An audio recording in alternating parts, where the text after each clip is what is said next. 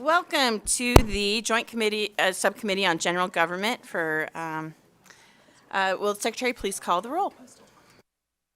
Senators Buck, Scheibel, Taylor, Assembly Members Backus, Koenig, O'Neill, Torres Fawcett, Watts, Chair Anderson. I am present. So just a reminder, a few housekeeping things. Please make sure to silence your electronic devices. Members of the public may provide testimony either in person or by telephone, and please see the meeting agenda for the telephone number and meeting ID. I would like to welcome everybody here in Carson City, as well as those individuals joining us in Vegas and those listening over the internet. Just a reminder that we do expect courtesy and respect in our interactions during the meeting, even if we may not agree with another person's position. And just a reminder as well, committee members will be using their laptops to view handouts and other documents. Please do not view this as a sign of disrespect or inattention. We will be hearing, let's see, how many budget hearings will we be hearing today? We've got 3 on the agenda. So whenever you are ready to present, if the individuals for B&I insurance regulation will come on up.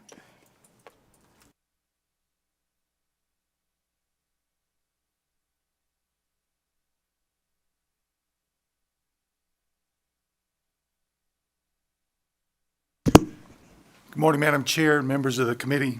For the record, my name is Scott Kipper. I'm the Nevada's Insurance Commissioner. That's spelled S-C-O-T-T. Last name is K-I-P-P-E-R. Thank you for the opportunity to sit down with you all and walk through some of the provisions of the division's budget. Very briefly, our mission is to make sure we protect the insurance consumers of our state while ensuring insurance company solvency. We regulate a $25 billion industry in this state. If you think about it, that's roughly nearly $1,000 per man, woman, and child in the state. So it's a very large industry. We have oversight on a number of different lines of insurance. We have nearly 1,500 authorized insurance companies working in this state, including 140 that are domiciled here in the state of Nevada. We also license over 265,000 licensees. When we say licensees, we mean brokers, producers, agents, brokerages. Of those, nearly 25,000 are Nevadans. So this has a very significant economic impact in the state. A couple of challenges that we look at and are dealing with, certainly given the economic challenges with the high price of auto insurance at this time, is something we work very diligently on to make sure that those rates are fair, as we do have prior approval and oversight on those personal automobile rates as well as homeowners rates. Wildfires around the country, catastrophes around the world have impacted the Nevada insurance marketplace adversely, and making it more of a challenge for consumers here in Nevada to get affordable homeowners insurance. If we can go to the next slide, and we'll dive right into the issues that on our budget enhancement. The division has requested 3 additional positions in E225. One is a legal researcher, one is a management analyst, and one is a business process analyst. And this is to address increased workload within the division. You can see the budgetary impact for FY26 at $275,000 and for FY27 at $340,000. Madam Chair, would you like me to stop at this point and answer questions there or continue through the presentation? If you would, thank you so much for asking. If you would please just continue through the presentation, and maybe what we'll do is, why don't you just continue through the presentation? Thank you. Thank you very much. Again, for the record, Scott Kipper. In budget enhancement number 226, we are requesting a new compliance investigator position for our consumer services section, likely to be placed in our Las Vegas office. Finally, the enhancement number 227 requests 1 additional general counsel position This is to address the increasing workload in our legal section. A couple of items around public safety and infrastructure. This request is cutting our funding for Allied Universal Security Services by 50% and eliminating that in fiscal year 2027. This is a transition from using Allied to using the Capitol Police, primarily in our Las Vegas office. The next page, a couple of very minor enhancements. E710 talks about replacing our computer hardware and associated software per the Office of the CIO's recommended replacement schedule. We're requesting an additional of one new fleet service vehicle. Currently, the division does not have a fleet service vehicle. We believe this is probably important for us in the event we have to respond to any catastrophic event here in the state. Finally, the E801 cost allocation requests some funds to make sure we are enhancement adjustments to the department, cost allocation for administrative, fiscal, payroll, and information technologies. I will also note that we are transferring under E906 one IT professional from the division to B&I to centralize their IT staff. Under our captive budget, that's 3818. We are requesting fund enhancements to adjust the cost allocation for administrative, fiscal, payroll, and IT services. And finally, under our budget account 4684, which is our self-insured groups and self-insured employer workers' compensation area, we are requesting an additional position as administrative assistant to provide support for the workload within that division. Madam Chair, that concludes my prepared remarks. Thank you so much, Mr. Kibner, or Director Kibner, excuse me. We do have a few questions, and so I think we're going to start off with Assemblymember Torres Fawcett.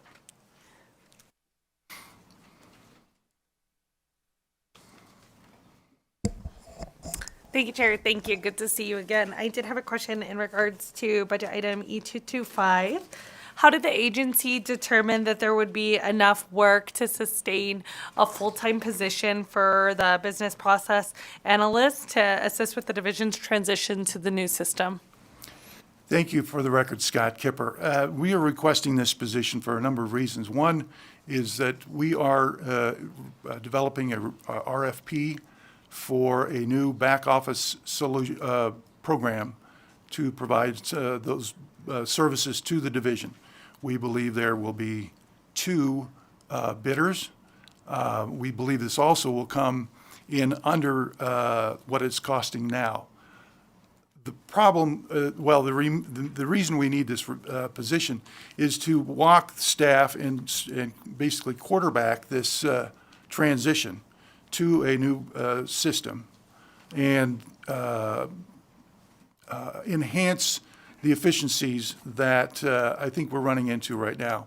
We are operating at peak efficiency, but the staff doesn't have a great deal of time to expand on the understanding, knowledge, and taking advantage of any capabilities. We believe that this business management, our business process analyst would drive efficiencies by allowing staff better education on how to access and how to utilize the new tools.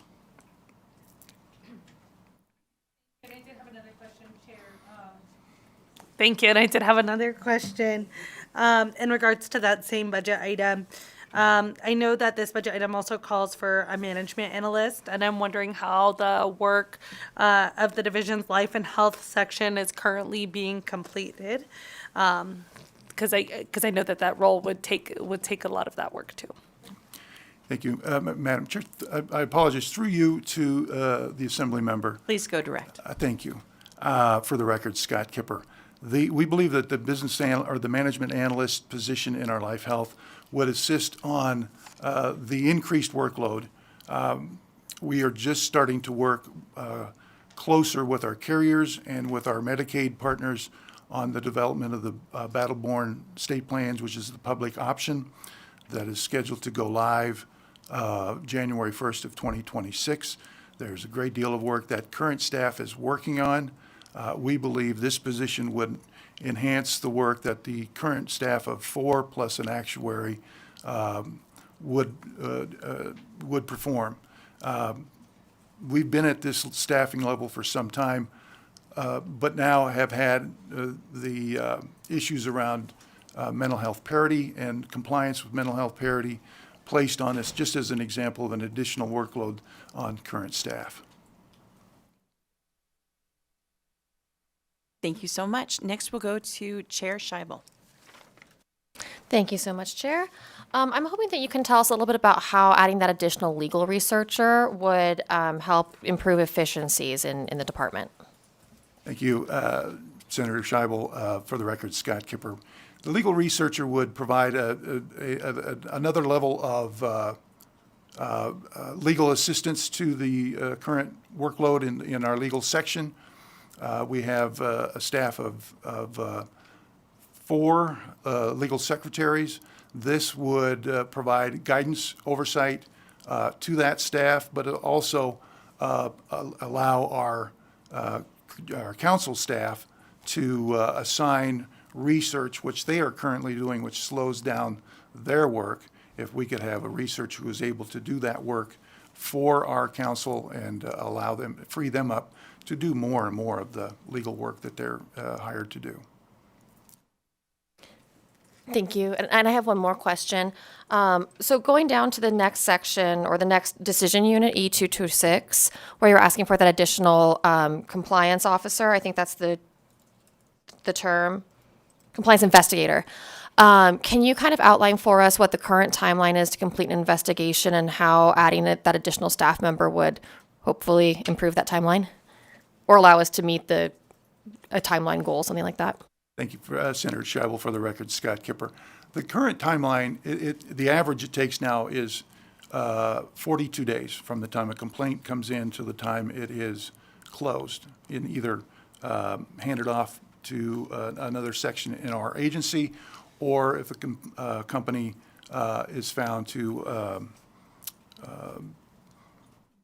not have met all the provisions of their contract so that there's a reimbursement to the consumer. The level of complaints overall has increased by a factor of 50% over the last 4 years. And so I think it's very important for the division to be able to provide better service. We believe adding this position would enhance that service to our consumers. I don't believe that the level of complaints is going to level off. I do believe this is going to continue to increase over time. So having another position would allow us to provide better service to the state. Thank you so much. And so before calling upon the next person, though, what type of complaints are these? Are they cost? Is it more about services? I'm just wondering if there's a trend, and especially with a 50% increase. Thank you, Madam Chair. For the record, Scott Kipper, we field all kinds of complaints. Primarily, what we've seen over the last 18 months or so is an increase in concern over the rising cost of auto insurance. We have seen some challenges to the fact that consumers have filed claims on water claims, for example. And carriers those types of claims do take a lot more work to adjudicate. They do take longer. Consumers, rightfully so, may run out of patience, and they turn to us. We provide assistance to speed that process along. Thank you so much, and I know that that's more of a policy question than a financial. It's just out of curiosity, so thank you for answering that. Next question, Senator Buck. Thank you so much, Chair Anderson. I know you and I have spoke over the past couple of months, and so I'm just wanted this on the record. What is your estimated time for the actuary in your office to approve or deny rate adjustments? Thank you, Senator Buck, for the question. For the record, Scott Kipper. I will say that that number has improved significantly.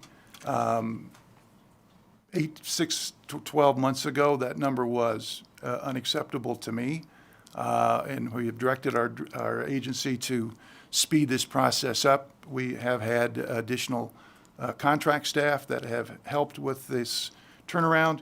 Currently, we have less than 25 open filings. The oldest of those is roughly 6 months old. We had a meeting just on Monday to assess where we're at. I am confident that the staff is continuing to work and shorten that time frame. Certainly, speed to market for us is vital for our consumers so that we can get these filings and rate adjustments to the marketplace quicker. It'll be better for our consumers. And the reason I ask is because in the I'm last... sorry, is there a follow-up? Oh, sorry. Quickly, please. In the last year, there's been frustration for the insurance vendors. They're pulling out of the state because it's 2 to 4% of the market. Shelter, AAA, American National. Senator, do you have a question? Yes, I do. Please do so. Some divisions of American Family. So how many actuaries do you have in your office, and are you looking to add more to that area? That seems to be the backlog. Thank you. For the record, Scott Kipper, we have had carriers leave the marketplace, not just in Nevada, but they have canceled their blocks of business or getting out of certain lines of business across the country, which includes Nevada. In answer to your question, we have one property and casualty actuary, and we believe that at this stage, that staffing level is adequate for what we need. Next, we have Vice Chair Bacchus. Thank you so much, Chair. And I may have a couple questions. And where I'm going to turn you to, Commissioner Kipper, is Decision Unit E227 regarding the new general counsel position. And I'm trying to wrap my head around that in light of the division already having a lead counsel for the division and then reliance on the Attorney General's office for some of the legal services. So can you discuss how the addition of that one general counsel position would impact the division's reliance on the legal services provided by the Office of the Attorney General? And then how the work in your office is doing already, how that will all correlate. Yeah, thank you for the question, Assembly Member Bacchus. For the record, Scott Kipper. Our work with the Attorney General's office, we do have 2 assigned Deputy Attorney Generals to the division. They assist us primarily with litigation and or extremely complex insurance issues that generally we look to the Deputy Attorney General's input to either confirm our thoughts or provide us direction. The additional general counsel position would provide relief from the current workload that our legal staff has right now. That number is, I believe, at 135 new cases in calendar year 24.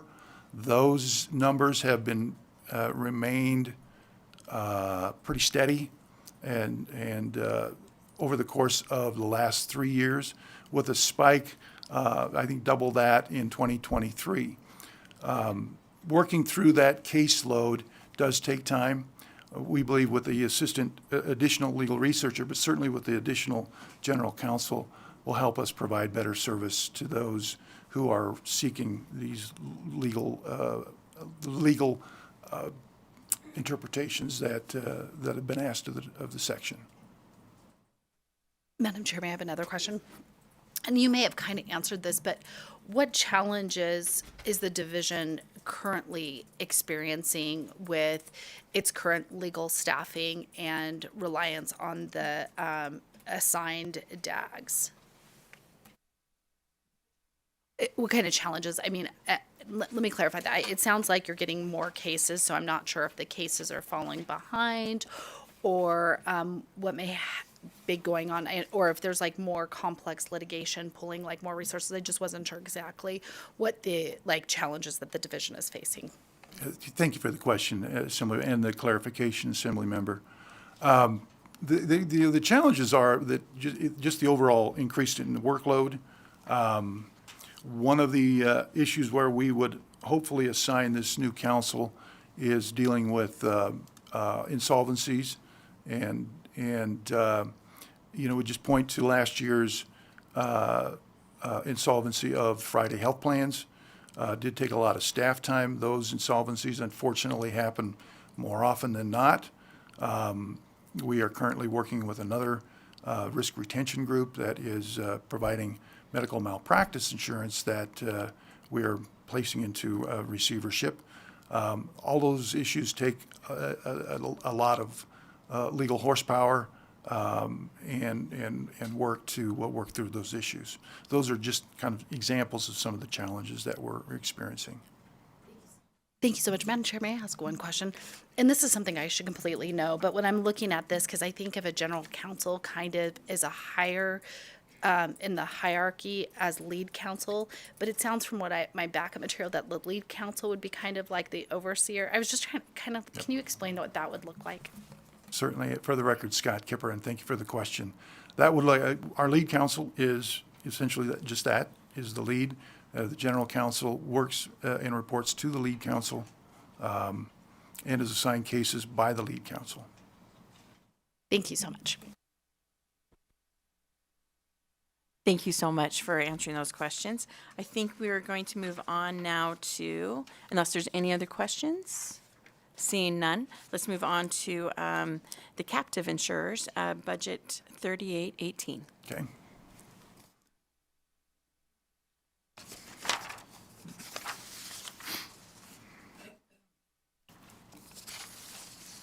The captive budget 3818 has two positions in it. Nevada at one point was one of the pioneers in the country in captive insurance, formation, management.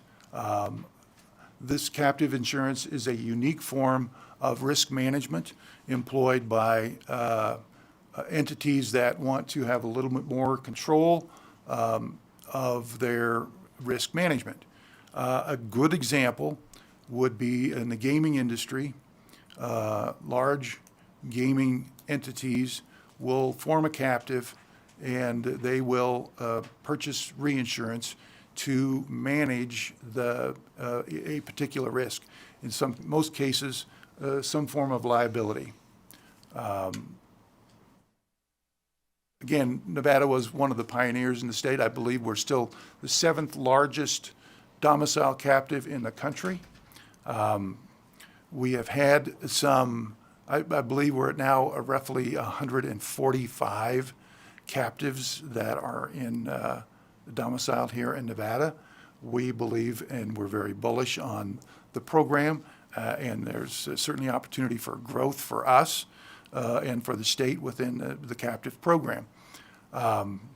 There's two positions in the captive budget.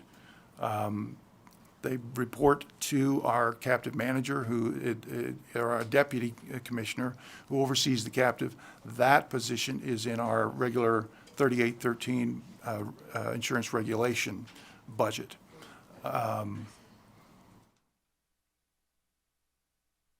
Again, this budget is very small.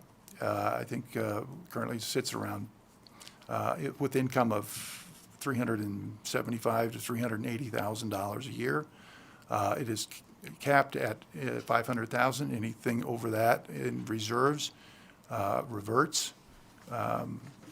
The sources of the budget are from premium taxes primarily on these captive insurance companies.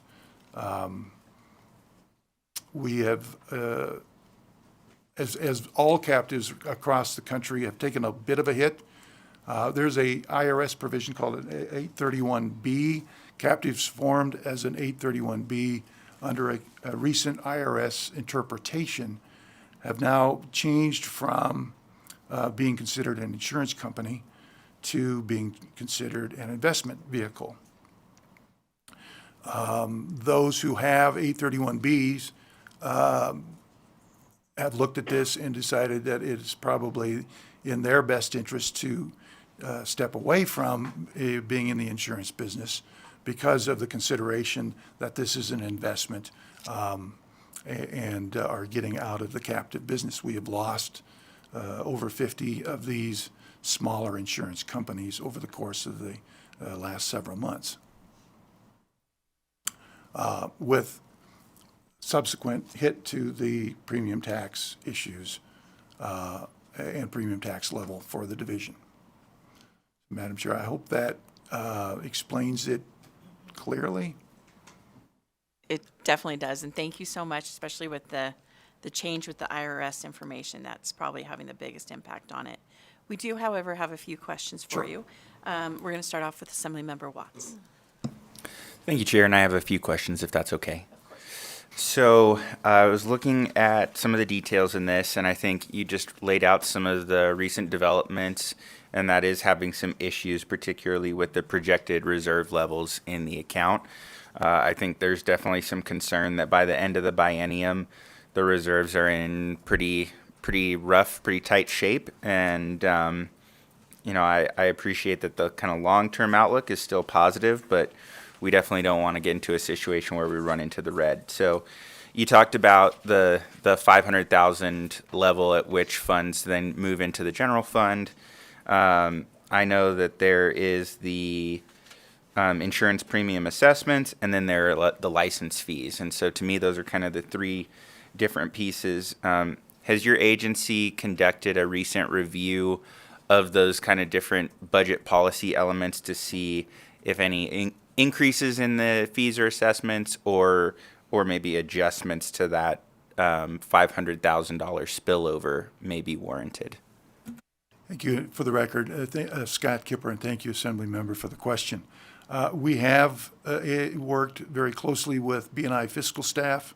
They have been extremely helpful in not only helping us identify this, but to also talk about potential solutions to this. I think we're still weighing what those would be on the staff. I personally don't want to make a rash decision. I think we want something that works in the long term. A footnote to that, in our budget request as it was developed last summer and fall, we had requested that 3818 be merged into our insurance regulation budget 3813. We understand that there were some challenges to that. We certainly appreciate that. I think that we would come back as one of the potential solution to that, but we are working with B&I fiscal staff to identify an optimal solution in the short term. Thank you, Mr. Kipper. I appreciate that. I think the issue for us is that we're in session building this budget over the next 80, 70-something days. And, for example, some of those assessments are set in statute. And so if we don't at least figure out how to give you the flexibility or opportunity to make those adjustments now, that's locked in until we come back in 2 years. And I'm very concerned about coming back in that situation and seeing that, that we're riding the reserves almost on empty. And additionally, if there needs to be a merger of those budget accounts to provide additional fiscal stability, that's a decision that we really need to make before we close this budget. So I appreciate that those conversations are happening. I guess my ask to you would be to work with other folks in the executive branch as well as our LCB fiscal staff to provide some options to us so that we can figure out which way that we think it's best to go to ensure that we don't run into any issues by the end of this biennium going into the next biennium. So I guess that's more of a comment, but I think I appreciate that this is something that you're thinking about and looking into. But again, I think from my perspective, we do need to. It looks like to me that we're going to have to take some form of action on this as we close out our business to make sure that you guys can weather the biennium. So, thank you, Chair, for the question and the comment. Thank you for bringing that up, because just out of curiosity, does AB 74, which is an omnibus policy bill, I believe does mention this account. Does this deal with some of this parts of it or not? Or I didn't know if you wanted to bring in AB 74 into this conversation as well. For the record, Scott Kipper. It was part of AB 74. Again, I think would prefer to work through the fiscal staff, not only with BNI, but the administration and LCB, to come up with that short-term solution. And Assembly Member, I appreciate the comments. We take them to heart, and we will make sure we get this addressed prior to your adjournment and prior to this budget closing. Thank you so much. Any other questions? Seeing none, it looks like you're off the hot seat unless you want to continue to do the next budget as well. I have a feeling that somebody that does get to present it would be more than happy to give it to you. As much as I'd like to, Madam Chair, I will cede my position. Thank you. It was worth a try.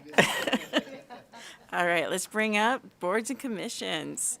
Our next budget, which is, I believe it's 4679. Whenever you are ready. Thank you, Chair, and Chris Sanchez for the record, and I appreciate the assistance in trying to phone a friend there to have somebody sub in for this budget. So good morning, everybody, first off. It's good to see everyone again. A couple of things, just I think house cleaning as I get into this presentation and we kind of review this, is that if the Chair will indulge, I do have probably about 10% of this presentation is policy related, because I've got to anchor the budget in the policy, and this is the first instance where we've been able to come to this body and actually talk a little bit about what it is we are attempting to do with boards and commissions. So with that indulgence, I'll kind of dive straight in. The first thing I want to do, though, is recognize that we have about 308 full-time and part-time staff with our boards and commissions and another 247 appointees, and we appreciate greatly the work that they are doing. They are, in the case of the appointees, balancing their professional life with their board service, and we know that that is often challenging. So I just want to recognize them for all that they do for our great state and their industries and their patients and their constituents. The second point I want to make is with regard to the research. I wish that Nikki and Nikki Haig, our Deputy Director, could claim the intellectual property in what we are presenting. But I have to tell you that the academic, legal, and economic research is all pointing in one direction. And we have surveyed that research and looked at everything published within the last 50 years, and you will see in many cases before that.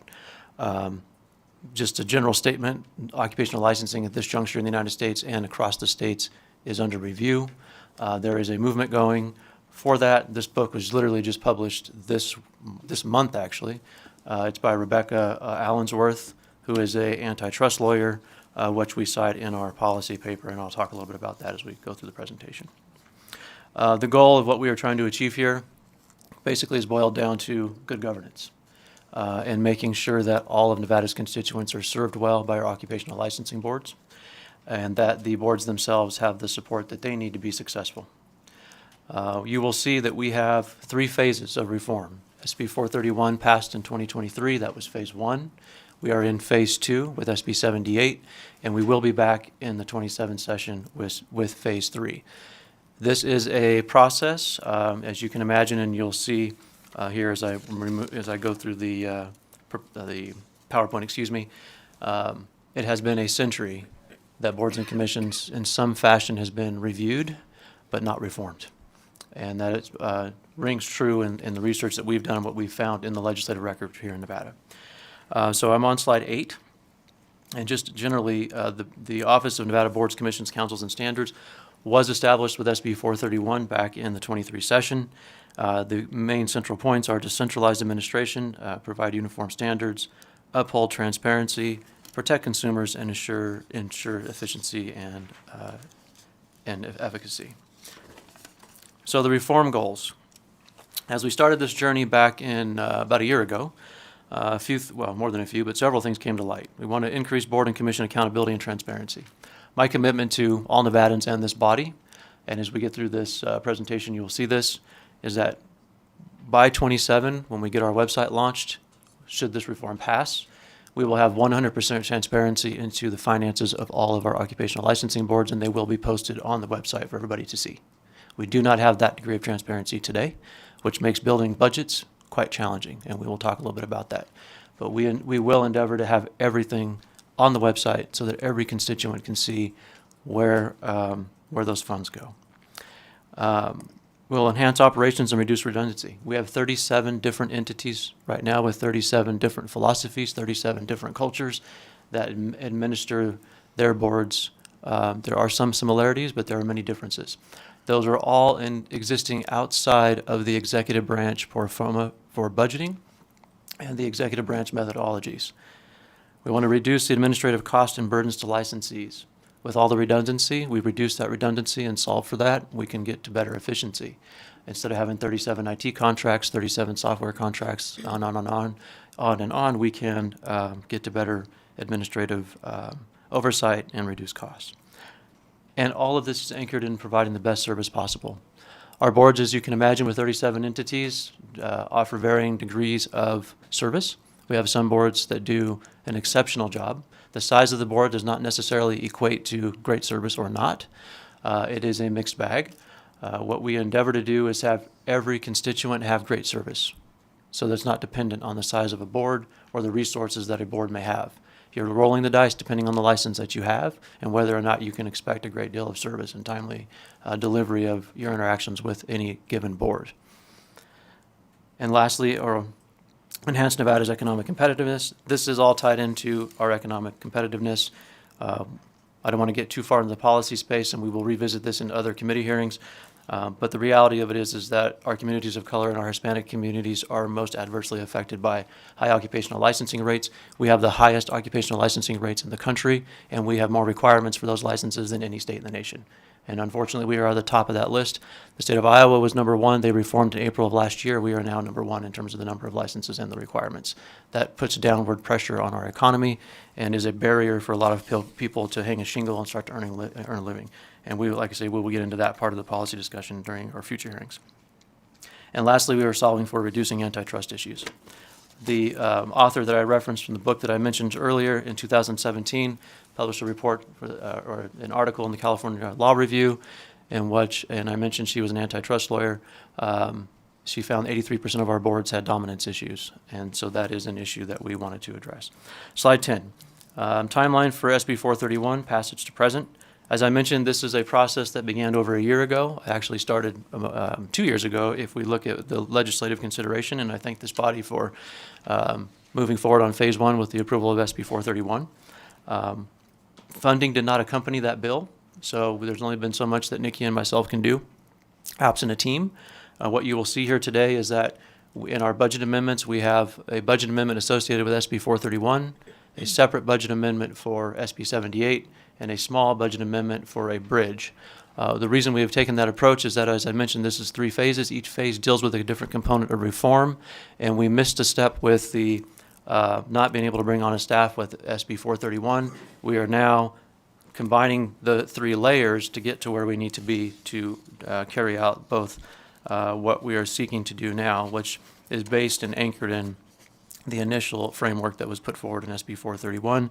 I'm not going to go through all of the various months here of work, but suffice it to say that this has been an endeavor that has taken a great deal of time and a lot of individuals across the state, and I thank everybody that we have talked to for their time and their input. We've talked to many Nevadans that are on all spectrums of serving on boards, frequently coming before boards, members of this body, former members of the executive branch, and I appreciate all their time and input. So one of the things that I wanted to do, I think this is important, is to kind of provide perspective vis-a-vis the Occupational Licensing Board's timeline. And actually, while you take a small break, I think you might have forgotten, Director, to say your name for the record. We all know you, so that's probably why you just jumped right in, so appreciate that. But if you could state your name again, Director Sanchez, that'd be great. Thank you, Chair. Chris Sanchez, Director of Business and Industry. I guess I was just excited to jump right in here. And I'll run through this pretty quickly. 1875 was the first instance where this body approved a requirement on a profession, and that was in the healthcare field, and that was to ensure that an individual had gone through a chartered medical school before they practiced medicine in Nevada. I encourage all of you to read the record of this body during that debate. It's quite interesting. There's a lot of things in there I think you'll probably smile at, but nonetheless, that was the first instance. 1924, the New York Bureau of Municipal Research, does an administrative review of Nevada government. And there they highlight the lack of coordination between the numerous offices, boards, commissions, and agencies of the state and the administration. At that time, Nevada had 9 occupational licensing boards. 1937, FDR commissions a national review of the administrative functions of federal government. That body in their report mentions that a 4th branch has developed in the national government, and that is boards and commissions. Unaccountable to the presidency and the Congress. There's a section of the chapter of that report that looks at the states and basically concludes that the same thing rings true for the states, 4th branch of government, for unaccountable to legislators and governors. This is in 1937. 1976, Nevada State Planning Coordinator working for Governor O'Callaghan, Bruce Arkell, publishes a report on occupational licensing reform. 1977, the governor includes it in his State of the State, and actually highlights a number of areas for reform that we also highlight in our reform. The study concluded that boards had administrative inconsistencies resulting from a lack of coordination, difficulty of performing administrative functions due to a lack of support. We move into 2008, Sage Commission is created. It was created to look at state agencies, boards, commissions regarding duplication of efforts, efficiencies to be achieved, and potential elimination of functions. Cost reduction and a better resource allocation. 2011, the Sage Commission presents their findings to the legislature, and then the Sunset Subcommittee is established in 2011. Sunset Subcommittee from 2013, when their first report was issued to this body, to 2023, recommended that 38 boards be eliminated. 14 boards were eliminated. And then from the 2017, 2019, 2021, and 2023 session, 47 new boards were created in Nevada. That brings us to, and I should mention this because I find it intriguing, every 50 years, this state, this body, considers board reform. It has happened from 1875 to 1924, from 1924 to 1976, and now we are in 2024, and we are talking about reforming boards and commissions. That is roughly every 50 years that this body has considered reforming boards and commissions, and to be blunt, we've not done it yet. And now that we are 100 years from that first study in 1924 to 2025, many of those challenges that were mentioned in that report still ring true today. And in fact, much of our reform and the language that we use in our policy paper, as well as you'll hear us in this committee in future, are the same problems we're trying to solve for. That gets us to our boards and commissions reform, SB 78, on slide 13. There's some duplication here, so I'll summarize. There's 300 boards within the executive branch of government. SB 431, as you all are aware, transferred the 37 occupational licensing boards to the Department of Business and Industry. That is significant. One of the things that we were solving for and that the body was aware of was a 2014 Supreme Court case, North Carolina Board of Dental Examiners versus the FTC, in which 2 things were called out: dominance issues on the boards, which is when you have a majority of the board members licensed on the board in which they sit, representing that industry, as well as adequate supervision at the state level. By including those boards under the auspices of the Department of Business and Industry, the line of supervision is clear. And we are solving for the antitrust through our policy, which I say we'll get into in another body. But we have about 318 executive branch boards. When we started our reform, we had 220 that were known to us. The other 90 or so that have been, I don't want to say discovered, but they weren't accounted for in any definitive list. 67% of those are advisory bodies. And I mentioned the other items on this slide. That gets us to slide 14 and the SB 78 amendment, which we will cover because it helps us understand what is to follow on the budget amendments. I'll turn it over to Deputy Director Haig. Thank you. Nikki Haig, Deputy Director of the Office of Boards, Commissions, and Council Standards. The SB 78 amendments that we are going to be putting forward are the executive branch advisory bodies, commissions, councils will be removed from SB 78 and addressed in the 2027 legislative session. So anything involving an advisory council that is within the executive branch of government will not be moving forward. We will only be tackling the occupational licensing boards that were provided to us in SB 431 last session.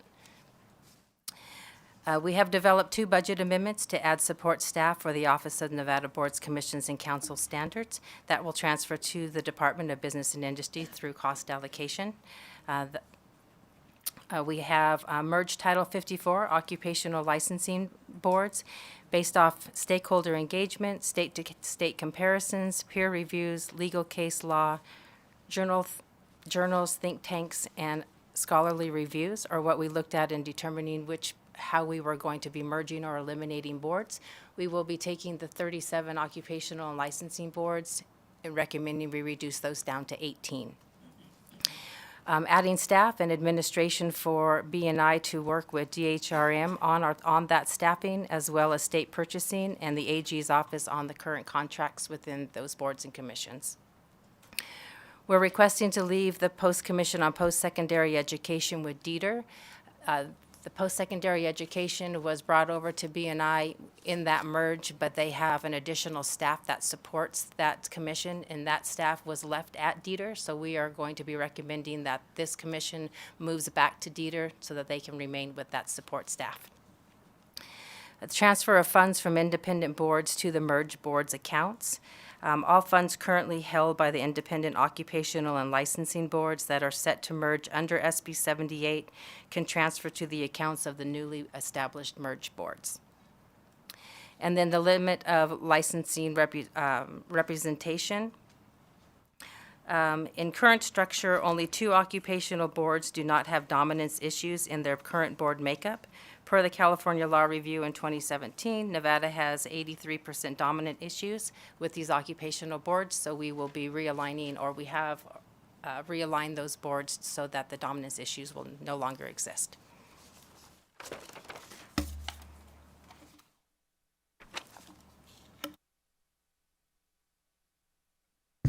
James Kirkpatrick for the record. The next slide that we would like to discuss are related to some observations that the department recognized through our analysis of the various boards. We went into the LCB biannual status reports on financial information of certain boards, and we did the research to look at fiscal performance of the boards over the years.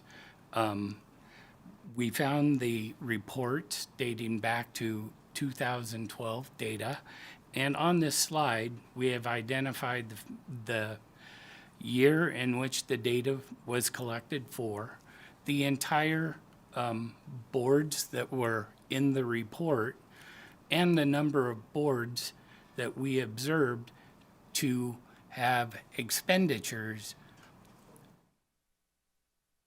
exceed their revenues. And then we identified the percentages of those boards that did that.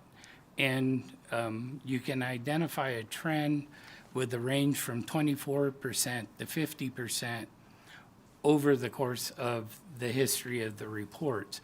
There are 2 outlier years, fiscal year 21 and fiscal year 22, that we believe were impacted by COVID. The remaining data on this slide are the reported revenues and the reported expenses and the difference that were identified for the boards listed that appeared to have expenditures exceeding their revenues.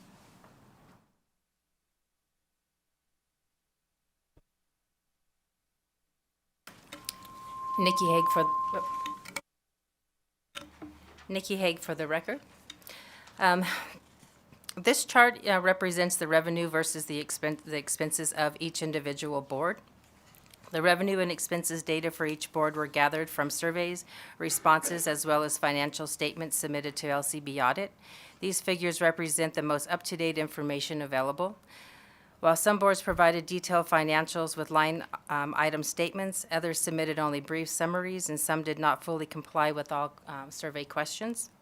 Moving forward, boards will be required to submit a monthly profit and loss to enhance the accountability, transparency, and establish the internal controls set by SB 431. These are our top 10 boards and commissions, their revenue versus their expenses. Again, these numbers were based off of the surveys that were given to the boards, as well as their financial statements that have been provided to LCB Audit.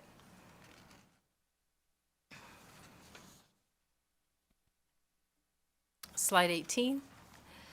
The current board operating expenses by type. The three areas that we looked at were employee and operating expenses, which is at $35.9 million, professional service agreements at 5.8, and technology contracts at 5.4. The personal service agreements are examples of those would be contracts that they have with lawyers, CPAs, lobbyists, or consultants. The technology contracts, examples of those would be licensing platforms, databases, customer service management service systems, and websites. So the total for the operating costs for the boards and commissions is at around $47.2 million.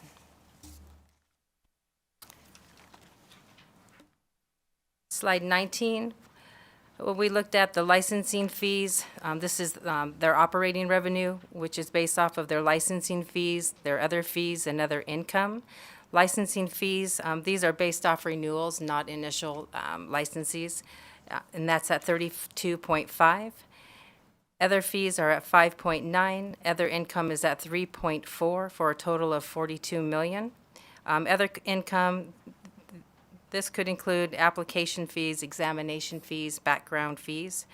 And then on other income, that is like third-party service agreements, refunds and reimbursements, interests that come from board funds held in state accounts, and some currently do have investment accounts.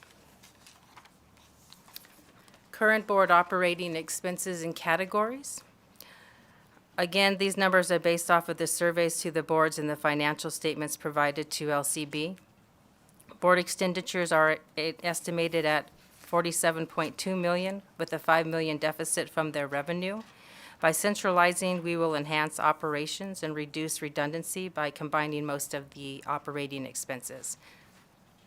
On the left-hand side are the categories that we divided out to show what these operating expenses are. Slide 21. I'll refer back to Director Sanchez. Chris Sanchez for the record. I just want to add a couple of comments on what's been said just now. We have, through our work, the boards have about 43 million in reserve funds. We have reached out to the Treasurer's Office to see how those reserve funds are managed. As you know, with the executive branch agencies and state government, I think with the exception of INCHE, I think that's right. I may be wrong on that note. Our reserves are managed by the Treasurer's Office. We reached out to staff last week, and we are working with them to kind of get an accounting of that 43 million, how much of it is under the umbrella of the Treasurer's Office and being managed that way or not. But an interesting thing that we've discovered is that 8 of our boards have 10 plus years of reserve funds in their reserve accounts. We have one board that has 21 years worth of reserves in their account based on their current operations. And we have another board that has 27 years worth of reserves in their account based on their current operations. So when I say that we are going to be showing, complete transparency moving forward, there will not be any things like this that we've discovered in our research. Some boards were not aware that they were operating at a deficit, which is why we have required the monthly P&Ls moving forward starting in April. Because as we've been reaching out and requesting information, we don't always get the response that we need. And to be blunt, there are several boards that are resisting being brought into the fold. So we are dealing with a wide spectrum of challenges as we work through trying to bring transparency and accountability into this process. And that takes me to slide 21. I think I've hit on the accountability and transparency, and then reduce redundancy and administrative costs, enhance Nevada's economic competitiveness.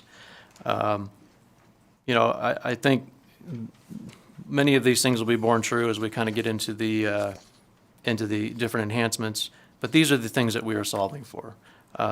Uniform policies and standards, for instance. That lack of consistency means that as a constituent or somebody that holds a license for a profession, you don't always know what kind of service you're going to get. We want to mitigate risk to the state, and the one way to mitigate risk is to ensure that we have consistency in how things are applied, how things are considered, especially when cases are being adjudicated.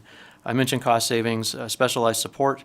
One thing that's extremely important as we get into the staffing of what we're proposing in our budget amendments is this. We recognize that there are about 300 part-time and full-time staff within the boards. As we go through this reform, those will be reduced, but we will be providing an opportunity for folks to apply for state jobs. All of you know that we still have, I think, about a 17% vacancy rate across the state, and so where that makes sense, we will try to transition folks.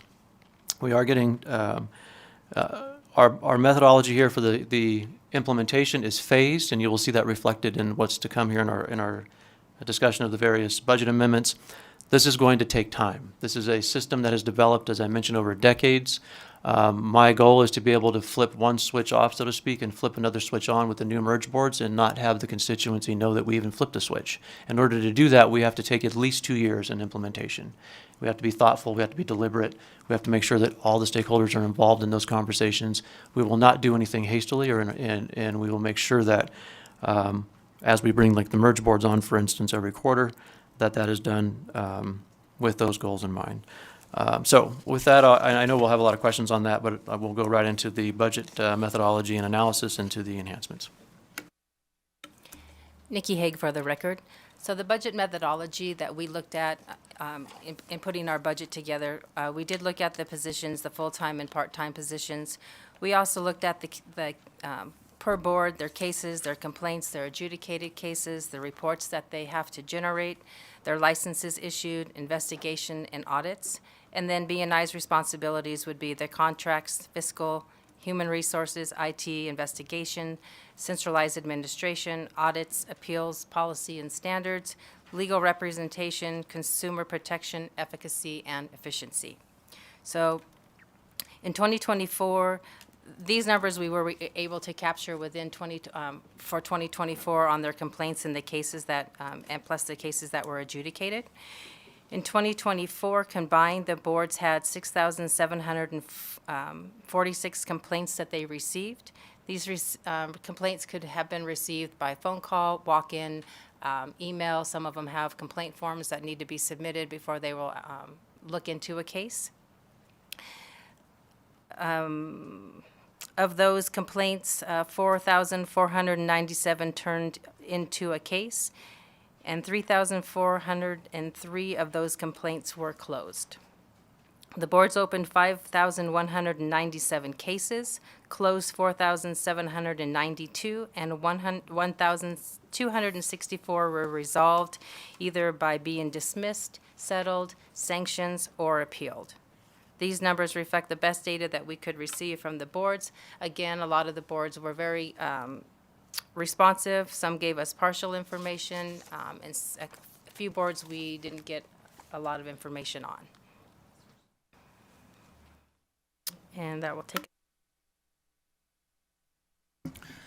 James Kirkpatrick for the record.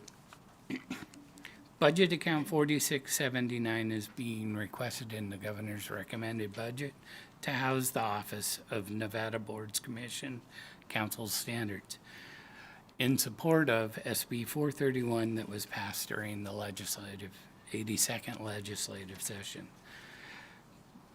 This budget includes Decision Unit E911, which is requesting the transfer of the Deputy Director for the office from budget account 4681 in the Business and Industries budget to budget account 4679. The deputy director is responsible for overseeing, coordinating, and the continued implementation of SB 431 upon approval, SB 78. The deputy director was the only position that was granted to the department in the interim session in support of SB 431. Decision Unit E225 requests a management analyst position to support the deputy director in the continued implementation of SB 431 and for the oversight of the boards and commissions under its purview.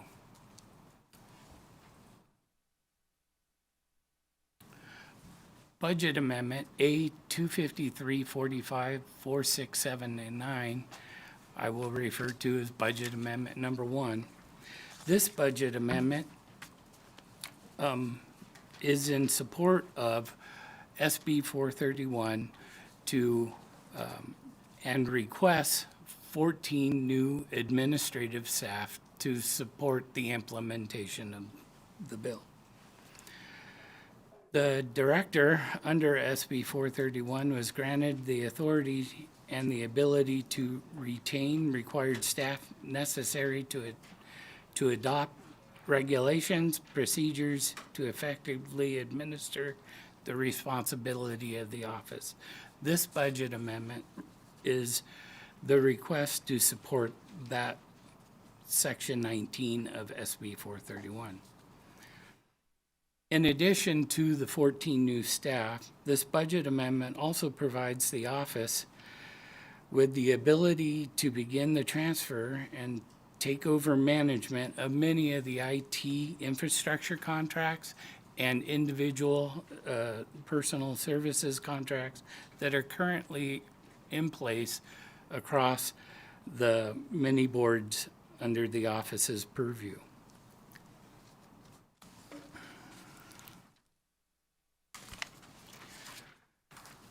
Slide 25 is the organizational chart, which would show the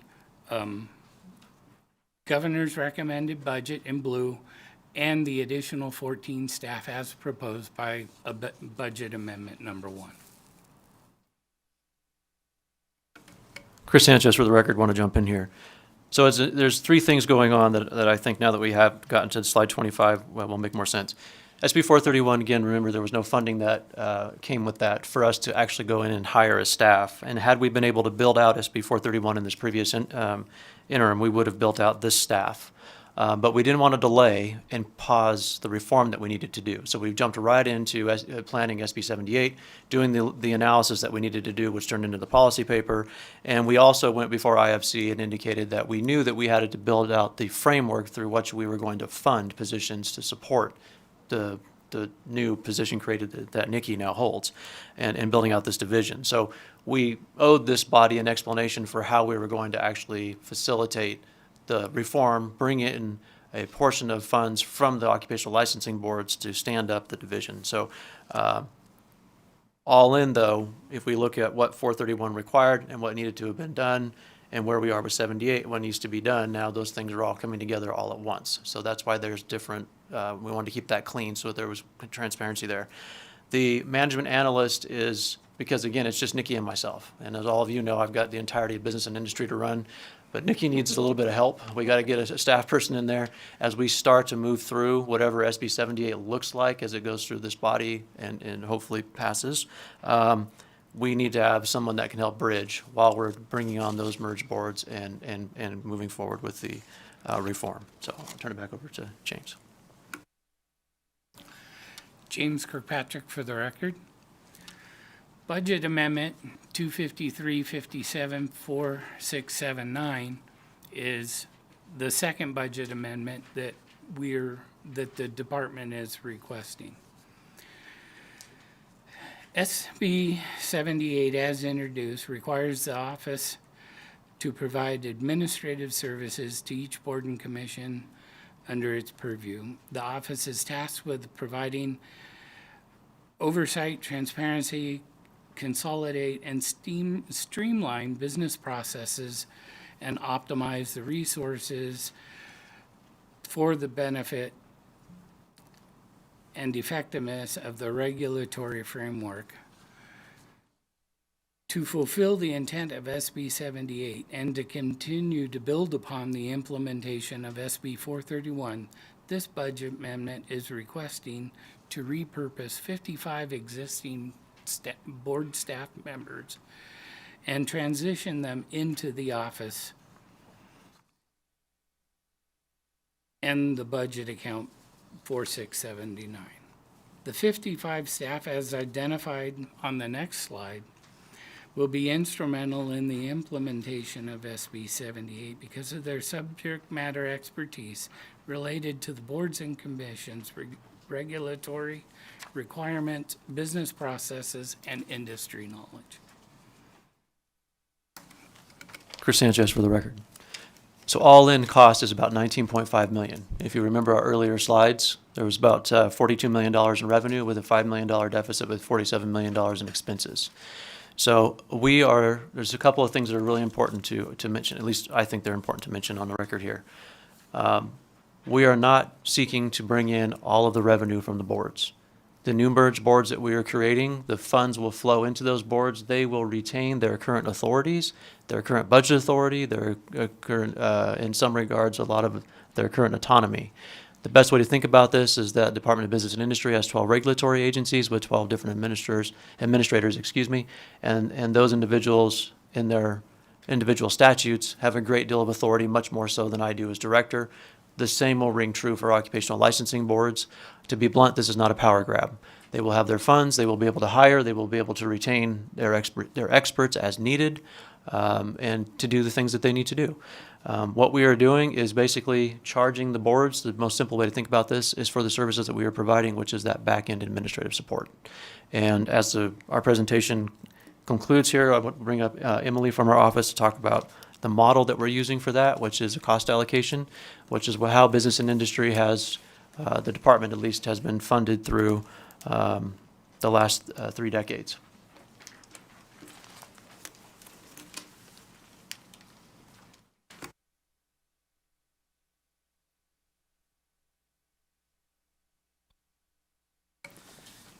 Emily Servey, Administrative Services Officer. So for our cost allocation, we've modeled it after our department cost allocation, and we have based it off of the licensee renewals that each of the boards and commissions have. So that will, when looking at how many each board has for licensees, we can give them a proportional share of the cost allocation, which will be applied to the payroll and operating expenses that it will take to run this budget account and bring on all of the boards and commissions. To begin with, we're looking at a phased approach as we bring on the boards and commissions, and that will begin in Q2 of FY26. As we bring on each board, starting with the independent boards, and consolidate them under this budget account, those boards' licensees will be taken into account, and the cost allocation would begin for them.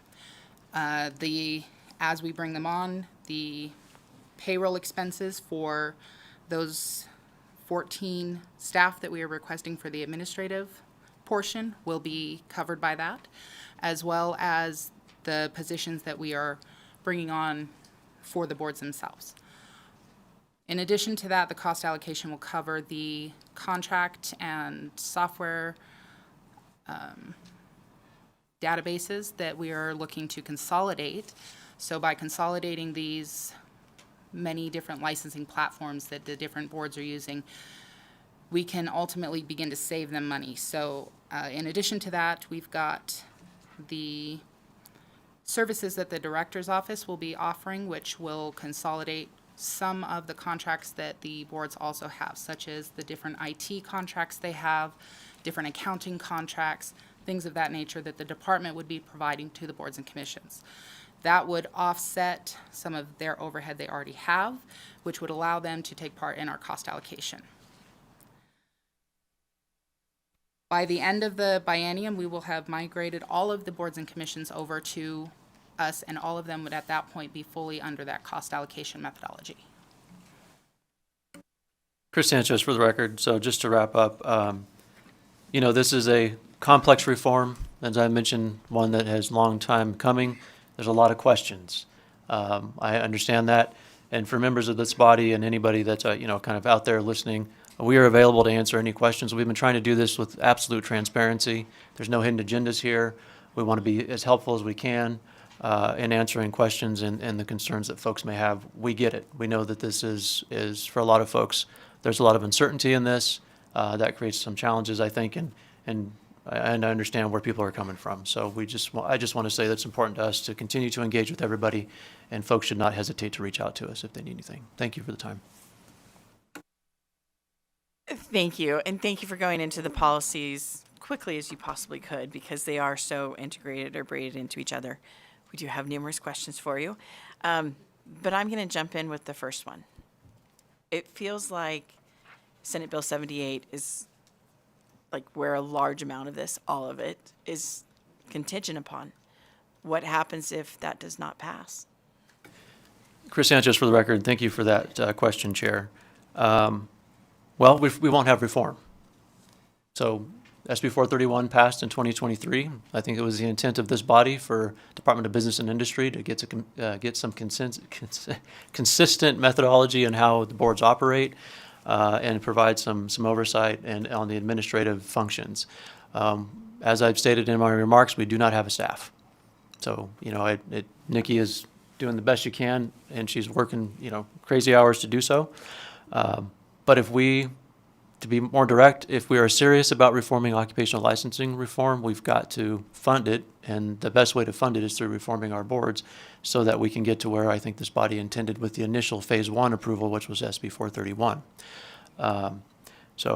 We will be unable to do the merges. We'll be able to get to that better efficiency in operations and reduce the redundancy. We will not be able to address the antitrust concerns if SB 78 does not pass. So the areas that we're solving for, where I think the state frankly has some risk, will not be addressed. So, and I appreciate that with the plan and everything that's in place, that you all have taken a large amount of time to get through. But in particular, funding for fiscal year 2027. Understand that the policy is one thing, which is what you just addressed in that answer. But funding the office itself, if this does not pass, if this Senate Bill 78 does not pass, how do you plan on funding the office to continue to work on things? Chris Sanchez for the record. So we have the 3 budget enhancements. One is tied to SB 78, but there are 2 others. One is the bridge, if you will, which is the MA. The other is in reference to the initial reform out of the 23 session, which is that 14 staff and the other budget enhancement. So I'm assuming if SB 78 didn't pass, obviously the budget amendment attached to that would not pass, but then if the other 2 move forward, there would be the initial 14 plus the 2, so 16 staff. Thank you. And then my other question before I hand it over to a few of my colleagues, I just wanted to hear that correctly. We have some of the boards and commissions that are utilizing state funds for lobbyists, or are these private funds for the lobbyists? If you could possibly clarify that. Chris Sanchez for the record. No, there are no state funds that we are aware of that our boards are using as resources. It is coming from their licensing fees and fines and whatever other revenue. Thank you for that clarification, because then with that process, though, they're putting the fees towards the licensure, towards paying for a lobbyist. And then sometimes those same boards and commissions will come to our body to ask for state funds in other ways. So they're just trying to figure out those 2 different buckets and how that sometimes will work. Yeah, Chris Sanchez for the record. This is kind of an area where I'd like to bring and shine the light and have full transparency. This is what I'm referencing about having on the website. There's a few things that come to mind. The boards are a part of the executive branch, and and they are under the Department of Business and Industry as SB 431 passed in the last session. This is going to be a statement that is not popular, but it is the reality of the way things are. When I have to talk about a policy reform or an initiative with my regulatory agencies that are currently at Business and Industry, I go directly to the administrator and can have that conversation. When I reach out to an occupational licensing board, I'm often called back by their lobbyist. So we have a third-party individual that is in between two executive branch functions trying to communicate with one another. As we're trying to reform boards, whether it's through 431 or 78, that barrier is a challenge. Now, the one thing I will say is that the boards are used to having to engage in that way, including when they come to the legislature. And often what they'll do is one board will hire their lobbyist, another board will hire their lobbyist, and then those lobbyists will then, on the policy side, during a session, go back and forth on what they feel is the best outcome. Often a board will say that they were successful.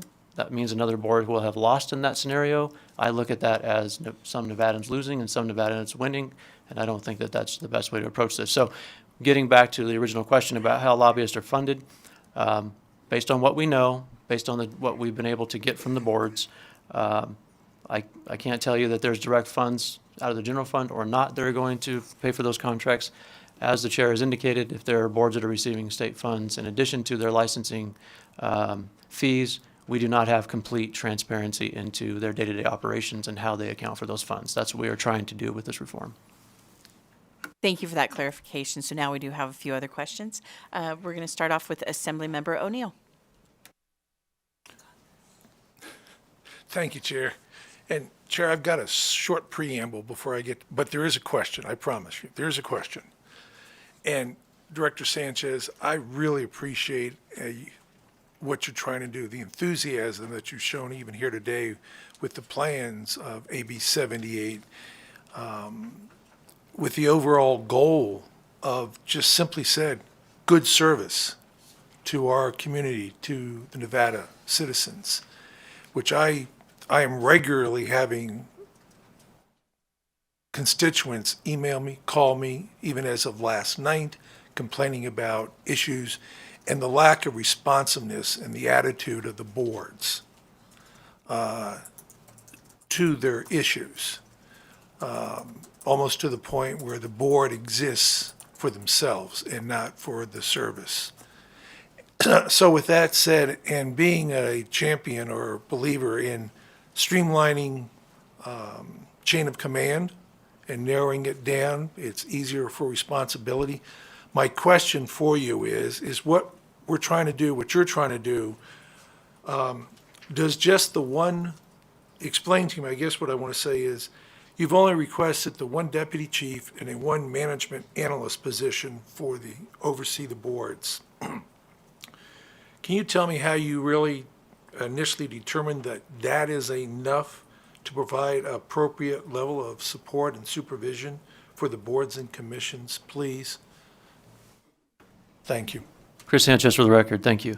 So I'm an optimist, and those two positions are meant to be a bridge so that we can go through and do the full reform.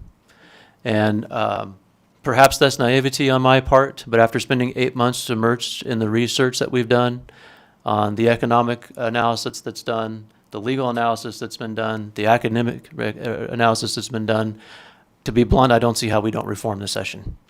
We have got some real issues that we have to address with our occupational licensing boards. And so, 431 passed. Again, we don't have staff that was provided by this body to implement 431. We are now proposing phase 2 of this reform. And, my hope is that these, everything would move forward. It's obviously up to this body in terms of how that will be. But those two staff are meant to be a bridge for bringing on the full reform. And being in the money side, you think that's enough, just the two positions? I know there's no such thing as a guarantee in life. I understand that, but do you? Chris Sanchez for the record. Yeah, my hope would be that if the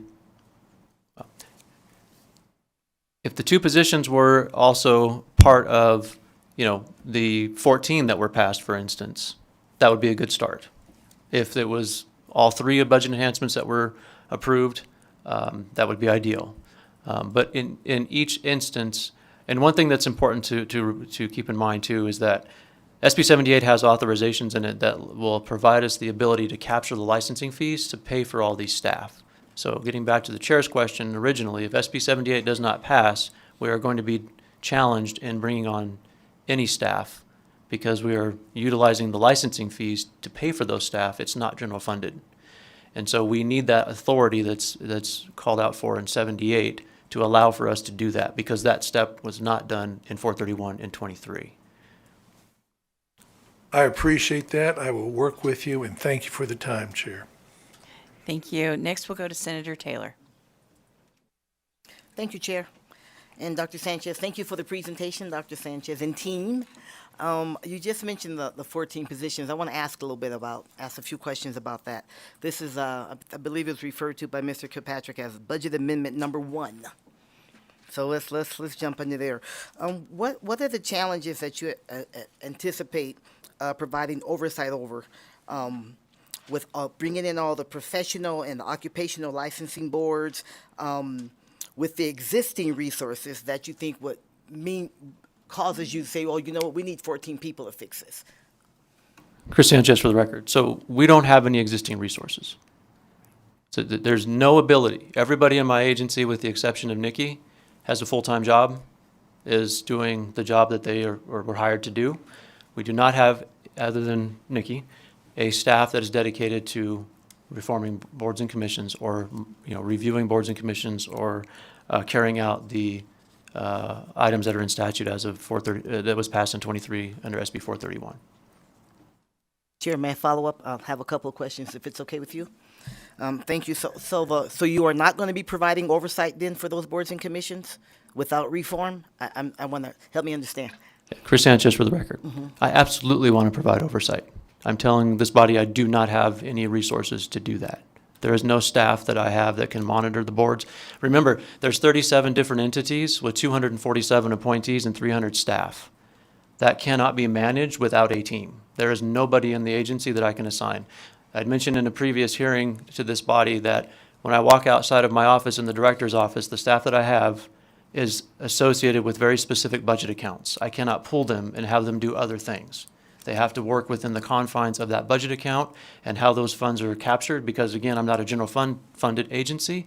My agency is funded through fees, so I can't blur those lines. So I have a small team within the director's office at Business and Industry, and they are all spoken for. And so there's not additional capacity for me to say, and my fiscal team, for instance, is at capacity, which is why we've come to this body and asked for additional help, as I've talked about right-sizing Business and Industry, because historically, as I mentioned previously, we've seen population growth, we've seen GDP growth from 129 billion, in 2012 to 200 billion in 2024, and our agency has been flat over the last 13 years. And so we have not been able to bring on additional staff. So I'm operating at capacity or below, and I cannot absorb the oversight of boards and commissions without a staff. So that's the challenge that we have right now. I see what we need to do. I see the path, but we cannot carry out what statutorily was directed in 431 because there was no staff that was and funding that came with that. And we had to build out the methodology of how we would capture the licensing fees, which we're doing here. Okay, I appreciate that, Dr. Sanchez. So give us some idea then. If you're able to get these 14 positions, what are those services and oversight? What will they be able to do to assist with what you're doing with the boards and commissions? Chris Sanchez for the record. So currently, the only area of transparency we have is the LCB audits. And the LCB audits track revenue and expenditures. We do not have a line item by line item accounting of what's going on in our boards and commissions. We don't have complete transparency to the reserve accounts, for instance. We have to do an administrative review of every single board. Remember, there's 37 boards. Some boards have up to 40 staff. But what are that 40 staff doing? How is that 40 staff managed? What does the day-to-day operations look like? Are those operations efficient? Are they effective? Are they responsive to constituents? What is the vehicle through which the constituents interact with that board? How does that work? What's that process? You know, we have to dig in, we have to analyze all those processes. We have to make sure that they're capturing data. Is that data correlated with the goals of the board? Is there an ability to do that? Does that require more staff? I mean, there's so many questions that we have in terms of how we would actually effectively go in, just like if we went into any organization that was 500 people and look at that organization to determine if it's functioning well. We have to do that across our boards, but that's 37 separate entities with 37 different cultures, 37 different operating methodologies. So, you know, the 14 staff is going to have their work cut out for them. And frankly, 14 staff is not enough, but it would be a start. So that we can go in and look at all of those functions and make sure that they are operating optimally. Thank you, Doctor. One more question on this, if I may, Chair. Thank you. So are any of those responsibilities, those lists that you named off, right, are any of those being performed now by anyone, maybe people who work for the boards and commissions in any capacity at all? Chris Sanchez, for the record, no. Okay, I appreciate the straight answer. Okay, one more question. I'm going to switch up, if I may. Okay, all right, thank you. I'm sorry. This is a quick one, though. On slide 19, you mentioned that, Ms. Haig, I believe you said that when you were looking at, you're showing us the revenues and so on, and the new licensees go into that. What about the renewals? Where do those dollars go? Nikki Haig for the record. So those licensee fees, the 32.5, those are renewal fees. We weren't able to capture what the initial fees are, not knowing what the initial fees would be year to year on who's coming in. We were only able to capture the renewal fees. Okay, then I guess I had that backwards. And so, but even though you couldn't project it, where do the new fees go? The new fees, they go to the boards. That's part of their licensing fees. They go there as well. They do. Okay. We just did not capture those. We Okay. only captured what we knew which would be certainty, and that was the renewal fees. Okay, I understand. Thank you so much, Chair. Thank Thank you. you for your indulgence. You're so welcome. They were all good questions. Thank you. Assemblymember Bacchus. Thank you, Chair. Director, you kind of made me go exploring when you kept going back to SB 431 and what our prior financial teams or our fiscal teams of the last legislative session did not provide for BNI. And when I pulled the fiscal note for business and industry, the fiscal note provided that it would be sufficient in each fiscal year of about let's say on the high end, $1.2 million for a total of a biennium of 2.3 million. And now I see here that for it to be sufficient, and it may be because of looking forward, but just looking backward to accomplish the intent of, I guess what gets codified as NRS 232.8415, that now the ask is of 6.5 million and 6.8 million for like about 13 million. I mean, we're like now making it like six times the amount that was sought last biennium. And I'm a little confused. Can you elaborate like why that is? Chris Sanchez for the record. So I can't speak to what the methodology was in 23 because I wasn't with the agency. But we know a heck of a lot more now about our occupational licensing boards than we did in 23 because of the work that we've done. We spent 8 months looking under the hood. I have a better appreciation for what we don't know than I think, and I think this is probably a safe assumption, than my predecessor knew at the time when that fiscal note was built. And so as I look at getting to the goals that we have in that transparency, that accountability, and that better operations, I'm building out the staff that will be able to achieve those goals. And those numbers are based on, those staffing numbers are based on the data that we've captured from the boards. We didn't just make this up. This is based on all of those functions that the boards currently do, the licenses that they grant, as well as the cases that they adjudicate and the number of inquiries that they have. We have to invest in a staff in order to be able to effectively achieve the reform in any fashion, whether it's 431 or 78. We can't do it without the appropriate staff within business and industry. Madam Chair, may I have a follow-up? Okay, so because I'm separating these two right now, just assuming SB 78 doesn't go forward and we're still working in the confines of SB 431, which has now been codified. With the new positions, I mean, are we still going to see a need for some sorting funding mechanism so that general funds don't have to pay for these new positions, where there would be obviously an allocation to the existing boards and commissions that have already been pulled in under BNI? And if so, would that then reduce the workloads under those boards and commissions? So for example, we were talking about cases and oversight, and depending on the licensing board, if they have their own ALR judge. I don't know if we had one of these in these 14 positions. I guess not, because there's a compliance audit investigator. Would there be reduction in those boards and commissions and their needs that would be then carried on by the board? Because I'm kind of trying to look at forward what the policy under SB 78 is providing for, and I get what that's trying to do. So we're not having redundancy. We don't, obviously, I don't think you're here to ask for bigger government, but with those costs shift, and obviously we'd need back language. I'm trying to figure out how we could pay for this $13 million item. Chris Sanchez, for the record, thank you for the question, Assembly Member. I think I'm tracking with you. SB 431 and SB 78 are two different animals. SB 431 is to just provide administrative, I would say, recommendations, not to take on all the administrative functions of the boards. And so 431 is, I guess, could be viewed as oversight, not reform. And so that's a different thing. So we're not going to be solving for the problems that I have articulated in much of this presentation. We will not be absorbing staff from the boards. We will just be stepping in and providing probably 3 or 4 layers deeper. If we were to look at this in terms of the LCB auditing process, for instance. As I mentioned earlier, what's reported as revenue and expenditures, the department would take that maybe 2 or 3 levels deeper. What we would not be able to do is build out the website where we want to post everything, because that's tied to SB 78. So, you're going to get 30% of what I've talked about is in this presentation with just the 431 and those 14 positions. The rest of the 70% of the reform would not be able to occur. And remember, the other thing is in 78 is the authorizing language that allows us to bring in those licensing fees to cover cost. So if 78 did not pass, this body would have to ensure that we had the authorizing language to bring on the 14 staff to go in and implement SB 431 from 23.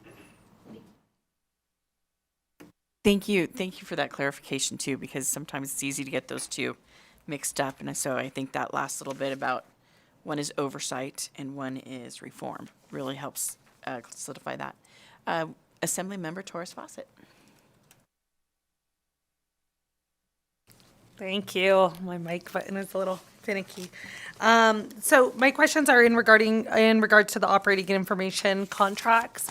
So I understand that the office is recommending that the operating contracts and software license and maintenance contract expenses for the office be based upon the exact existing annual contract costs from the boards and commissions rather than budgeting costs based on the projected need of the office. Can you explain why that is? Chris Sanchez, for the record. I'm going to try. See if I understand your question. So this is based on what we currently know and the funding that is allocated to those functions within the boards. We have, if I'm tracking with you, please interrupt if I'm going off in the wrong direction here. We have looked at what we think would be the perfect site for Nevada moving forward. Now, our business and industry side is often referenced by this body in terms of all the information that's on there. There is a site in Iowa that's already built that has all the transparency functions that we would like to bring to Nevada.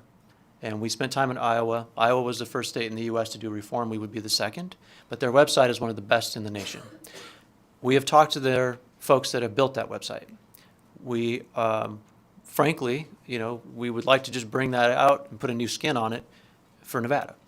So what am I getting at here? So there's a cost associated with that. We haven't actually gone out and gotten, quotes and what that cost would be, but we are looking at what revenue confines we have based on what is currently spent on websites and IT within the boards. So we're utilizing that as a baseline. And then we've used, the way that we're looking at that in our planning is that those are the funds that will be available for that function. So we're only going to build it to the capacity that we can afford to build. We're not going to exceed that and build something that we won't be able to cover the cost of through what's already currently allocated through the boards. Thank you. So the expectation is that the projected need would stay the same with the transition. Okay, thank you. My next question is in regard to budget amendment A253454769. Just so that you have that. So what are the legal and accounting contract expenses being recommended with the amendment in addition to the full-time state legal and accounting personnel that are also recommended to be added to each year of the biennium for this budget account? Chris Sanchez for the record. So, 26. It's this account. It's the legal team. Sorry. Excuse us. On the org chart, it's the legal staff. So one of the things that we are doing with legal staff, yes. So we are utilizing the Attorney General's office, and they've been great partners in all that we do at Business and Industry. But we also have, as you can imagine, a lot of cases that are adjudicated within the individual boards. They all are subject matter experts in their specific fields. We have, and what we want to do is get consistency across the fleet of those boards to make sure that those cases are adjudicated consistently in the methodology and how that's done. And so I'm not a lawyer. We need to have attorneys on staff that can make sure that that's being accomplished. As I mentioned earlier, the boards will be able to retain their subject matter experts, but in some cases, they do not always have access to legal support and staff that have the legal background that they can consult with, because not all boards are created equally. Some boards are small, do not have the amount of revenue that they would need to do that. Other boards that are larger can have their own in-house legal counsel, and many of them do if they can afford that. So what we're trying to do is bridge that gap, having a legal staff within the department that we can ensure that consistency across the case adjudication and how that works. And those folks will interact with the Attorney General's office frequently. I mean, our agency does that almost daily, and that would continue with the boards and conditions. But we have to ramp up staff in that area to make sure that we're doing things appropriately. Thank you. And I have just two more questions. Can you explain the process of the cost allocation and reimbursement and how this process would ensure funding collected from the boards and commissions and ensure that they're sufficient to fund all the personnel and operations within the office? Emily Serby for the record. The cost allocation, as I mentioned earlier, is based off of their licensees, and the amount that we need to pull over for the operating expenses for this budget. Any, at the end of the year, actuals would be looked at, and any excess funds would be reverted back.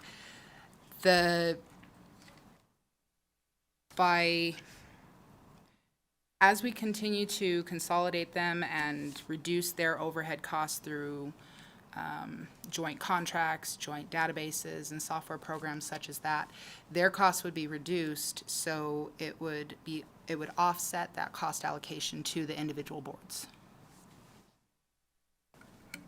Thank you. And I am going to have a follow-up here. Since none of the reserves are included in this budget amendment, how does the agency anticipate dealing with the cash flow issues? Chris Sanchez for the record. So bringing the reserves into the fold, so to speak, is going to be a process. We literally didn't know that they existed. They don't show up on the LCB audits that we could find. And the first question we had is, how are they managed? Who's managing them? That's why we made the call to the Treasurer's office to try to figure out, hey, do you have any visibility into these? This is a process. I mean, we're unpacking this as we go, so I'll have more information for this body, and we can submit some follow-up, and we will do that. Once we work out with the Treasurer's office clarification on how those reserve funds are currently accounted for. We did not build them into our budgeting methodology because they're kind of are existing outside of that process. However, the boards are utilizing their reserves to shore up their revenue shortfalls.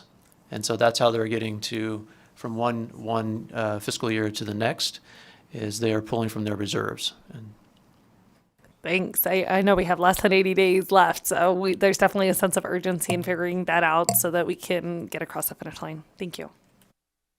Chair Scheibel, I believe, has another question. This is a follow-up to that question, and I think you were talking about the reserves that the individual boards have. And I think the question was about the reserves that would be in this new budget account in order to fund the 14 new positions. And so I'm trying to understand how that cash flow is going to pencil out to have the money available to pay for the new positions. Emily Servey for the record. The positions would be fully funded by that cost allocation that we would draw in from the boards on a quarterly basis. And any money at the end of the year would be trued up to actual expenses and would revert back to the boards. So there would not be a reserve that would be building, and they would retain their funds individually.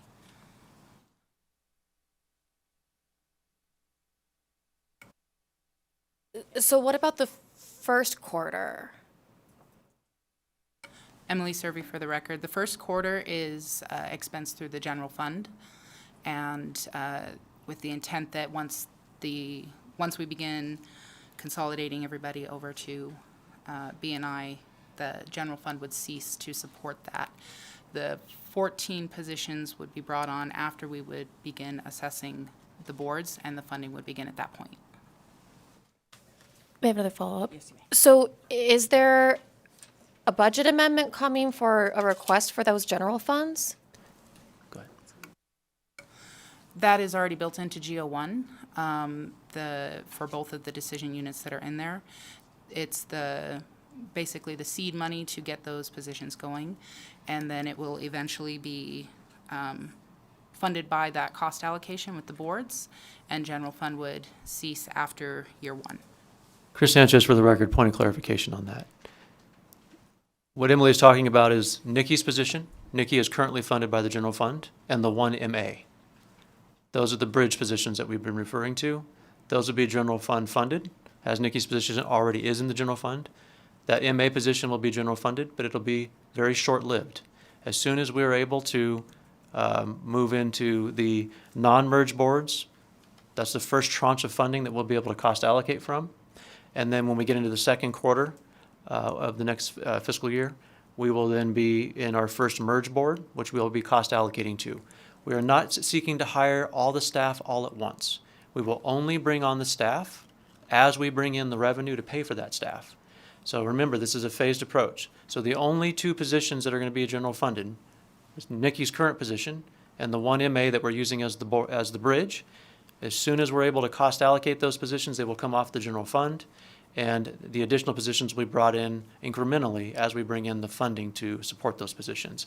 So our goal is to get Nikki's position off of the general fund as quickly as we can, and that MA as well. So we don't envision this being general fund funded beyond the first fiscal year of the biennium.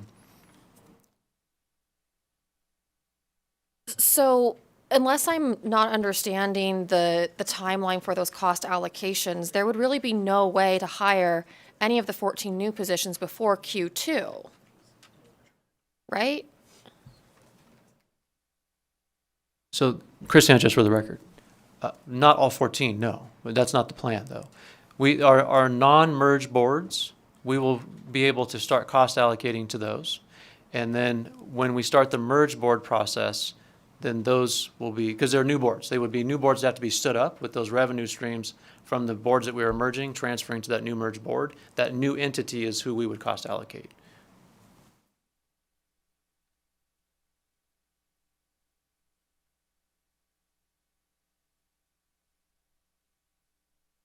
I feel like this might be one that we might need to have a little bit more background at some point, like, and I'll admit it, I'm going to go into my education world. It'd be great to have a graphic organizer of like this, and then there's this, because I think right now we've got a few different balls in the air, and we're not sure exactly where some things are going. So if there's a way to possibly get that, a clarification written down a little bit more, because I think both of us are kind of getting a little bit confused with, so this is happening, but then this could be happening and that could be happening, if I'm accurate in that.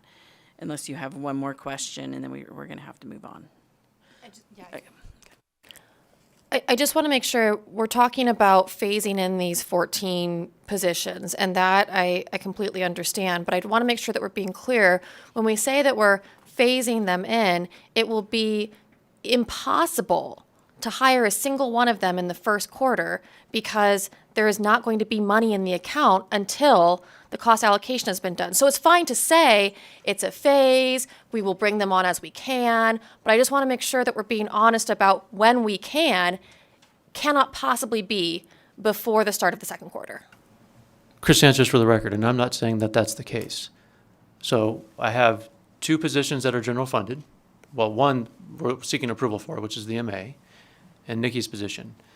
We're not bringing on additional staff until we're able to cost allocate. Now, we have a fund map. We have all this worked out. We have the phased staffing plan. We have all that. It'll answer your question directly. We will get all of that to the committee staff so that you can see it. We have mapped out all the staffing, frankly, through 78 and SB 431 for the next 2 years. So we've already done all that, and we'll have it for the committee. Sure.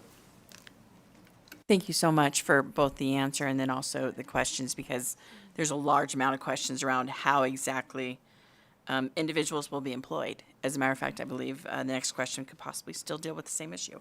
Assemblymember Koenig, did you have a question? Thanks, Chair.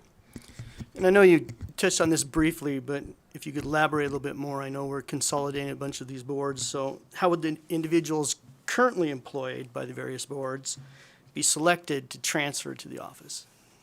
Chris Sanchez, just for the record, thank you for that question. It's a good one. So we don't want to put anybody out of work. But with a reform of this nature, and as we get to better efficiency, certainly are there going to be folks that would not have a job. So we'll be working with the Department of Administration. I mentioned earlier that there's, I think, roughly we're at, 15-16% vacancy rate in the state. So we will be working with the Department of Administration to make sure that those folks, if they so choose, can transition to a state role. There's a couple of things that I need to unpack there. We have staff in the various boards that are subject matter experts that, but for those staff, those boards would not be able to function, and we know that. We want to retain those staff. Those folks would still be able to work with that board directly. Then if it's a merged board, it'd be the new merged board. If it's a board that's not merged, they would still be able to work for that board directly. And so it's not a one-to-one transfer, though, because we're trying to solve for oversight more broadly within the department. So it's not just transferring staff person A into the department. We need to make sure that the staff person A has the skill set that we need in the department to do what we're trying to achieve. And so we will walk through in that planning process with all the merge boards, for instance, and map out the staff that needs to be retained in the board and who would migrate over to BNI and who would need to work with Department of Administration and us to find a place to work in state government. So I now have a question as well, because I was able to look through the PowerPoint a little bit more. I'm taking a look at slide 25, and I feel like you did go into some of the units that could possibly be established in the office with the establishment of the 55 possible new positions. But if you could dig just a little bit deeper into this organizational chart as to how that would kind of help with these 55 new positions. I'm sorry, I thought it was on page 25. Oh, I'm sorry, it's 27. I had the wrong organizational chart, sorry. I was all excited about a graphic organizer in its own way. So it's actually page 27 on that. But could you kind of dig a little bit deeper into how that would work with the office? Thank you, Nikki Haig, for the record. So we plan on having the different units that we plan on having are compliance, legal, investigations, hearings, licensing, and then, of course, the administration piece of it would be the positions that would be coming over from SB 431. So compliance is what we were talking, we were referencing about when we have the LCB audit.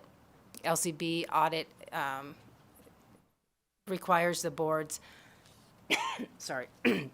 requires the boards to bring their reports, and that has to be done by a certified CPA. So we would additionally help in that process so that the boards we would bring the CPA on with us. They would be able to work with the boards so that information would then be brought over to LCB audit for the report that has to be turned into them by December 1st of each year. Then the legal team, of course, that is what Director Sanchez was talking about, and I also wanted to mention within that legal team as well, they will, because we have 37 boards that will be merging in, 30 different policies and procedures, then of course we have the merge boards that are coming in as well. The legal team is also going to be helping us with that process of putting in those policies and procedures in place, and then ongoing policies and procedures after that. Investigations, some of the boards will be keeping their investigation units intact, and then others will be coming with the help of business and industry. Some of the smaller boards don't have that ability that the larger boards have, so we'll have the investigations unit to help in that process. Hearings as well, the same with those. We would like to be able to have the hearing process be able to come into B&I. If there is a case that is being appealed, that they would have another avenue to look at that case instead of the case in front of the board. We would like to be able to have that hearing process with the ALJs, with business and industry. Licensing, this team would be helping in the licensing process, looking at the applications, making sure that all requirements are met. That's that part of that licensing. And then, of course, on the administration side are the positions that we talked about within SB 431, and then we'll also be transferring over some of the executive directors. So much, because I know there was a little that was kind of like flown through, because I think it was towards the end. Yeah. So thank you very much for that. Thank you. Next up, we'll go to Assemblymember Watts. Thank you, Chair, and thank you for bearing with us through all these questions. Obviously, there's a lot of moving pieces, I think, both to the vision of getting from where this budget account and this division is currently to your vision of where it needs to be to meet the current statutory obligations, as well as the context of the potential additional reforms contemplated. So one of the things that I wanted to kind of go back to surrounding some of my colleagues' questions is what we would see in terms of this kind of transition in the team. So just discussed some of the proposed positions.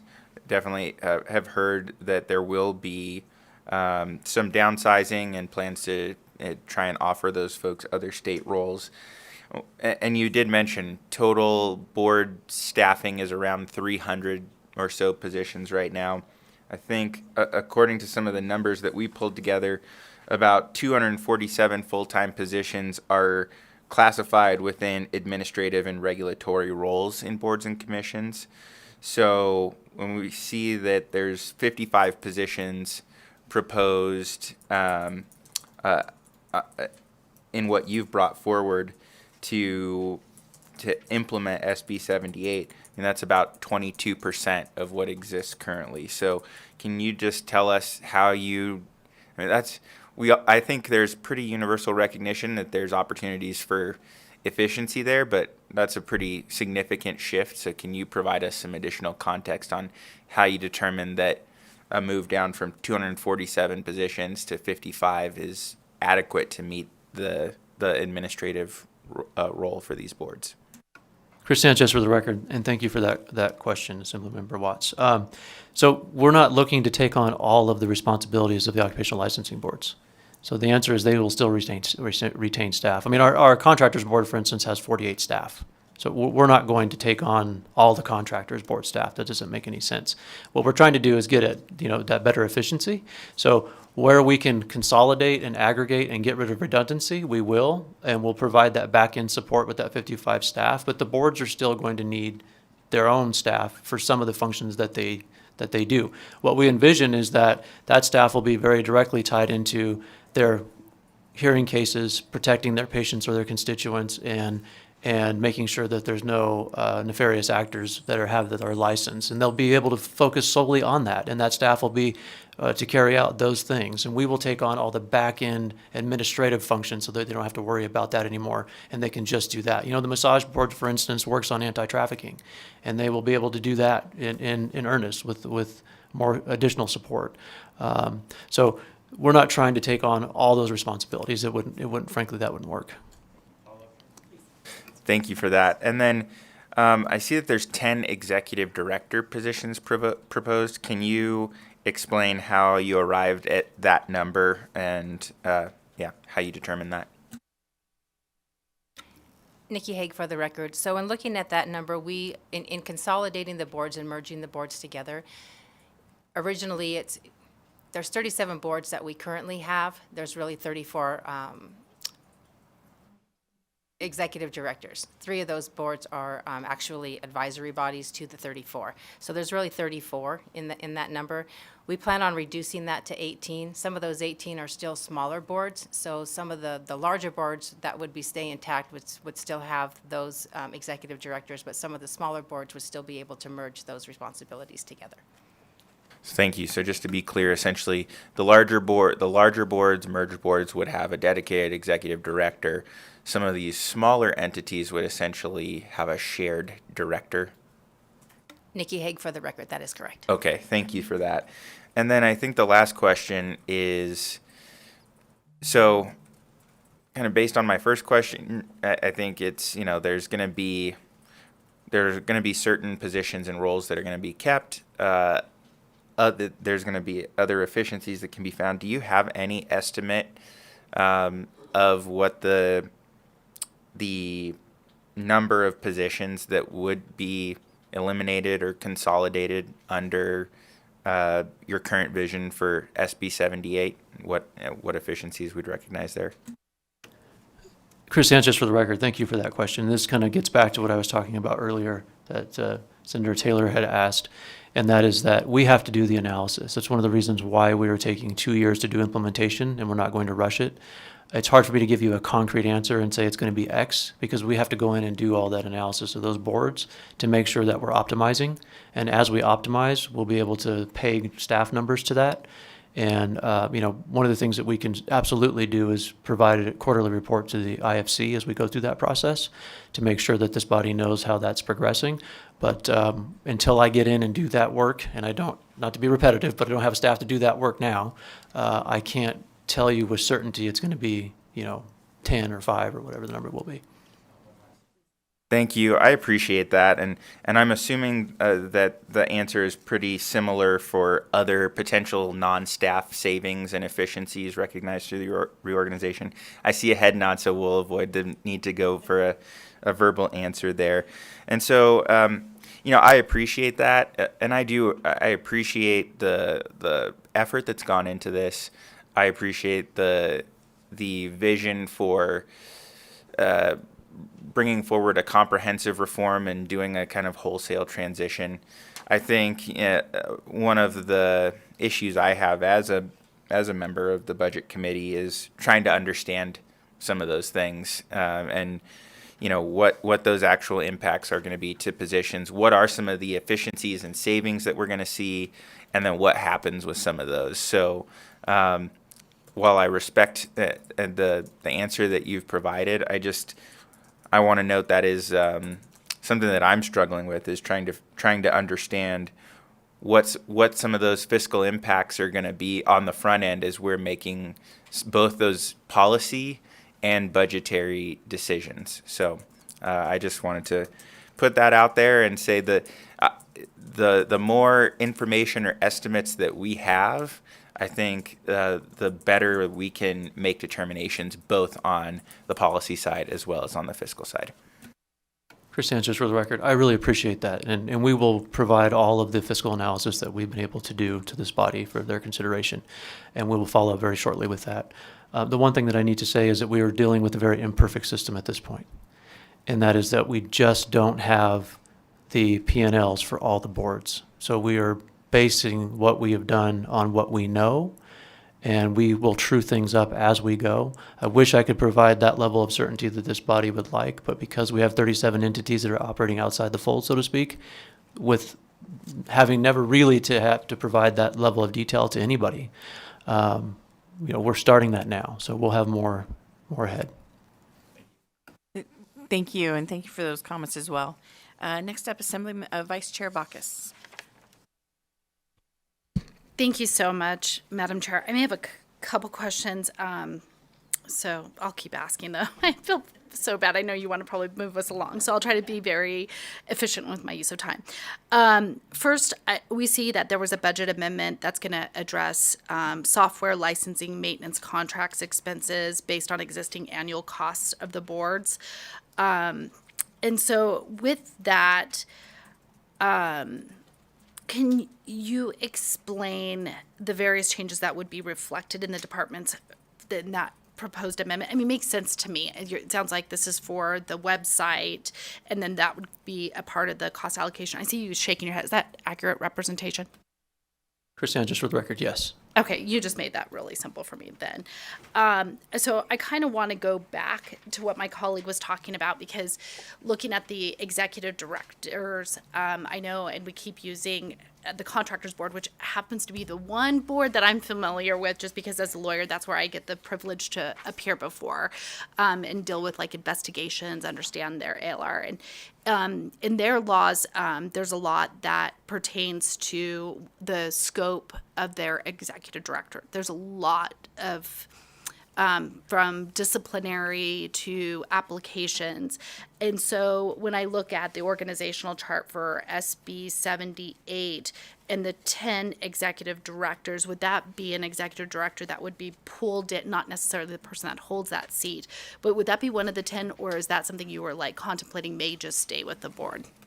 Chris Sanchez, for the record, that one specifically will stay with the board. Okay, and then I understood what you responded to my colleague, so that made sense how that worked out. So the 10 there wouldn't obviously be covering all of the boards per se. It would be those smaller boards where you could be sharing the resources. Chris Sanchez, for the record, yes. And one thing that Nikki can speak to that she's done is we did a statutory crosswalk. So we've actually pulled all the statutes and literally green light, red light, the whole thing, yellow, and looking at where those synergies exist, where there are differences, and we have to take that into consideration as we ramp up that staff as well. Okay, and Chair, follow-up, because I think someone else is probably thinking this, because one of the things we're all struggling with then is that cost allocation. And when I'm looking at, for example, the Nevada State Contractors Board, that's obviously one of the larger boards. I think you dropped that they have 40-something employees. And when we're looking at the cost allocation, it seems like they're going to be keeping a lot of their employees.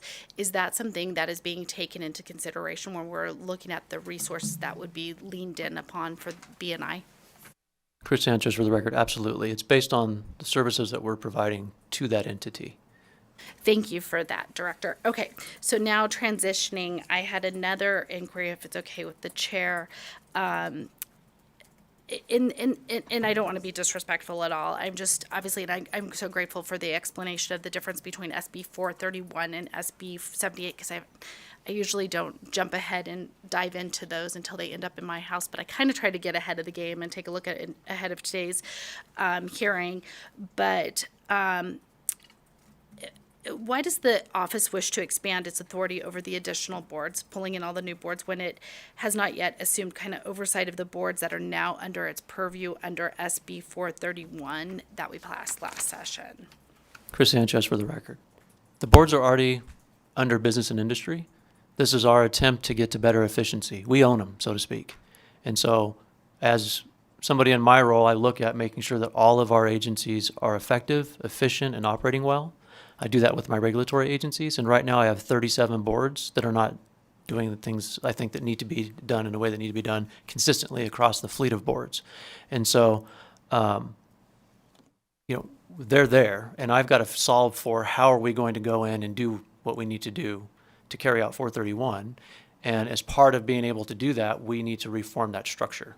The structure that we have worked well when they were out, well, it worked well for them when they were outside of BNI. Now they're in BNI, and I've got these entities that I have to go in and do the analysis and dig into, and I need to make sure I've got the resources to do that. And if I can get to a better structure to make all that work in a way that it serves everybody well, then that's what I'm solving for with SB 78. Chair, I just have one last question, and it's also me just trying to wrap my head between these two bills. And maybe you're contemplating, I don't know if there's a contemplated amendment out there on SB 78 or not, but has there been any thought of like a gradual bringing in the additional boards over the years? And this may be my ignorance when I look at as trying to remember SB 431 last year and the 36 boards, if those are overlapping with SB 78. But my understanding was we were going to bring in more boards. Chris Sanchez, for the record, if I understand the question, so there, with SB 7, oh yes, I got it. So the amendment that we have for SB 78 removes all the advisory boards. So SB 78, as written right now, actually addresses 318 boards. It's all the Title 54 occupational licensing boards and all the executive branch advisory boards. 67% of the 318 boards that are addressed in SB 78 are advisory boards. In order to simplify this, because this is a complex thing that we're all trying to grapple with here, our amendment removes all the advisory boards out of the bill and solely focuses on the Title 54 boards, the 37 boards that business and industry now has responsibility for that were transferred into our agency as of SB 431 in the last session. So we're trying to get, frankly, it reduces the skeleton bill down to a third of its size and makes it a little bit easier to digest. Anything you want to add to? It's exactly what I was going to say. Okay. So thank you so much for that. So it's a gradual, it's not like everything all at once. Nice, okay. So next, I'll go to Senator Taylor. Thank you, Chair. And just one question this time, I promise. Sort of, I promise. Thank you, Doctor. First of all, I want to say this what a bold move, right, in this. And I don't mean that in a negative standpoint, but really saying it, because this is a lot. As you can tell, we have a lot of questions. It's a lot.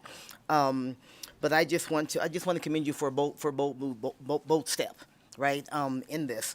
I do want to jump on a little bit, follow up a little bit with my two colleagues on the Assembly site, talked about, the moving the 55 positions over, because it sounds like 55, it sounds like a lot, right? And thank you for clarifying, Assembly Member Backus, that is going to kind of maybe a gradual type of piece. But my question about it is as you bring it in, because then there are going to be services that you as the Director of B&I want to provide for those boards.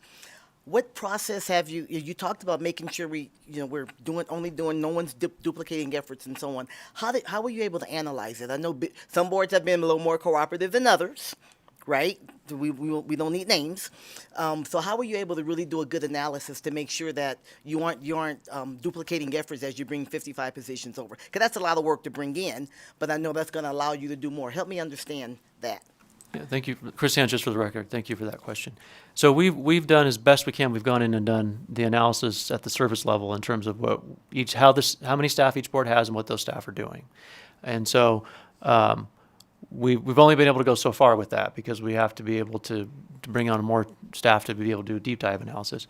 But for instance, there's services we know we have to provide, like contract oversight, right? That getting the consolidated IT, for instance. So that is a certain, FTE that will be required to go in and work with all the boards to get an analysis done of who's your contractor, how much are you paying for that contract, when does that contract expire? And so, it's a gradual, as you had indicated, it'll be gradual, but we'll bring in that, and I'll continue with the IT example. So we hire an IT person. We will be able to cost allocate because the many of the boards right now, they have a contract for IT, then they may not necessarily have a staff person for IT. That contract will then go away, and the funds that a individual board were allocating for that contract will then flow to the department, so we can bring on that staff person, and that staff person will do the more analysis in terms of, what's the current status quo, and where are we trying to get to? What's the cost savings by going to that new platform? And then we will, the department will then enter into the contract to provide those services if it's a contractor external to the agency, like a software provider, for instance. And then the funds that are flowing out from those other boards for a different service provider will then come to us to fund that contract that the department entered into to provide that service. So hopefully that example is helpful. Okay, I'm sorry, Chair. I do have a follow-up because I'm not quite as clear as I'd like to be. So how did you make sure, though, that as you bring people in and you begin to provide more services, that there's no overlap? Did I make that more clear, Director? Chris Sanchez, for the record. I think so. I mean, we don't want to duplicate staff at business and industry that already exists in the boards. I think that's kind of where you're at. So keep in mind that all of our boards are not created equal. So some just don't have the capability to do the thing, right? So and it's hard to put let's say 50% of the boards don't have a staff person doing Y, and we bring that person on to the department that does Y. So then we have to solve for that problem with the other remaining 50% to make sure that we're not duplicating that effort. So this is one of the reasons why we're doing a gradual phased-in implementation with 78, so that, keep in mind, a new merged board is being created. That's a new entity. So that new entity then has to enter into new contracts for those services that were being provided. So instead of going out and hiring, the same contractor that was providing that same service for 5 boards, that contract no longer exists, and we are stepping in and providing that service. So there's no duplication because that is a new governing body, a new entity that then has to go out and enter into contracts for the services it needs. We are going to be that service provider. So we're not transitioning 5 different IT contracts, for instance, to the new merged boards. I speak with my hands too much. That new merged board has to go out and get a contract for IT services, which that'll be us. So that'll prevent that duplication from happening as we move to the new model. Thank you, Dr. Sanchez. I followed that. I'm tracking. So I I Chris appreciate Sanchez, for the that. record, I got what you were asking as I was explaining it not so well the first time. So Okay, we're all good. Thank you so much. Chair, thank you. Thank you for those, because that brought up another question for me. So we've got how you're going to be getting the money. I think you've explained that really well, but what services besides IT would the director's office provide to the office that would actually result in that cost allocation expenses in the 2 fiscal years? If you could explain that a little bit more, of what are we getting out of it besides IT?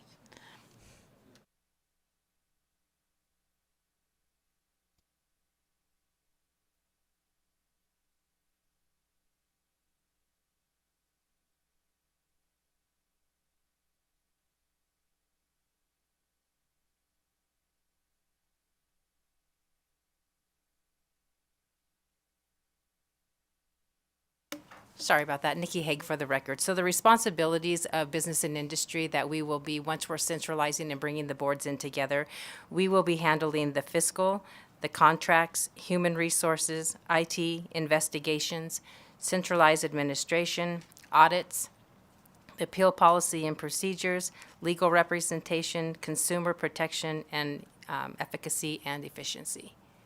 Which slide number is that? So that way we can all look at it. 22. 22. Sorry about that I did not make that connection. That helps out a ton in making sure that we've got that information on slide 22. Yes. Thank you so much. Thank you. And then we'll go to almost to the end. So close. Chair Scheibel. Thanks so much, Chair. You have addressed this in kind of a broad sense throughout your presentation, but I just want to kind of dial in on how the 70 new positions for the boards and commissions budget account, if approved, would affect the agency's portion of the contributing agency's portion of the director's office cost allocation. Emily Servey for the record. The department cost allocation is based off of the services that the director's office provides to everybody. And if we are providing services to the boards and commissions, they would need to take a part of that. So to answer your question, it's a little complex. The current methodology for the director's office cost allocation is based in part with a very small percentage of what our IT staff and our payroll staff do for the agencies, but then the remainder of that is based off of a document count for our fiscal services unit.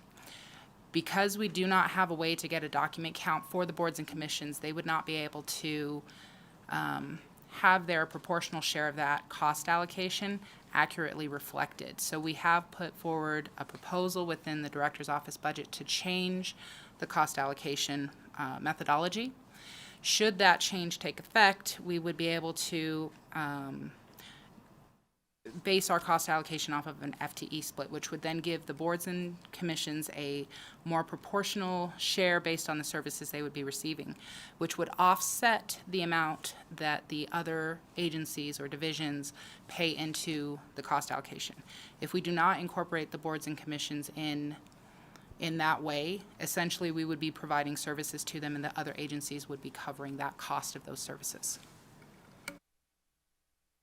Okay, and so just to clarify, that change in the formula you said was proposed is that in a bill, in part of the budget?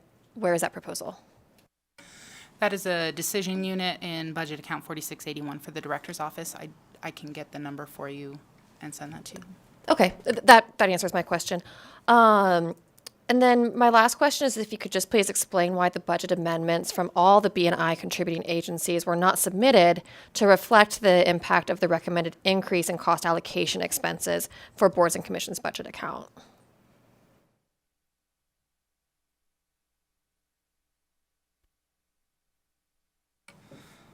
I'm not sure I understand.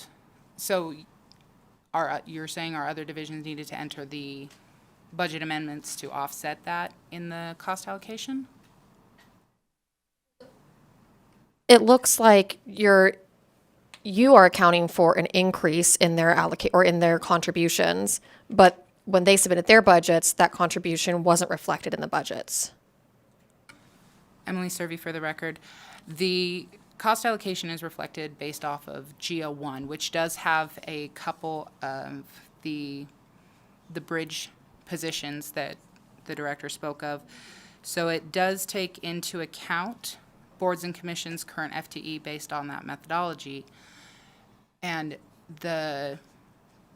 if boards and commissions is brought on in the budget amendments that we've presented, those adjustments are technical adjustments that would happen afterwards to modify the cost allocation to show that. Okay, thank you. Thank you so much, and I'm sure that possibly our staff might have some follow-up with that. Are there any other questions? Whew, only like an hour and 20 minutes. If you had the over-under, you made it under the 90 minutes time frame. But do you have any other remarks you'd like to make very quickly? Chris Sanchez for the record. I appreciate all the questions, and I know that there's going to be more for follow-up. We're here as a resource for this body and your colleagues. As I was saying before, this is complex. We know it. It's been a well, we haven't reformed yet, so I appreciate the diligence that the committee staff has shown and the committee in the hearing, so thank you. Thank you so much, and we will close the budget hearing on boards and commissions.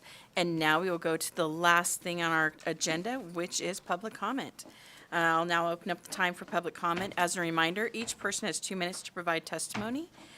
Is there anyone, and also if somebody has said something before, you're always welcome to say ditto. Is there anyone in person wishing to give public comment here in Carson City? How about in Las Vegas? Nope. And is there anybody on the telephone? AVH? Thank you, Chair. Our public lines are open and working, but we don't have any callers to provide public comment at this time. Great. Thank you so much. And so, seeing no further business before us, the meeting is adjourned.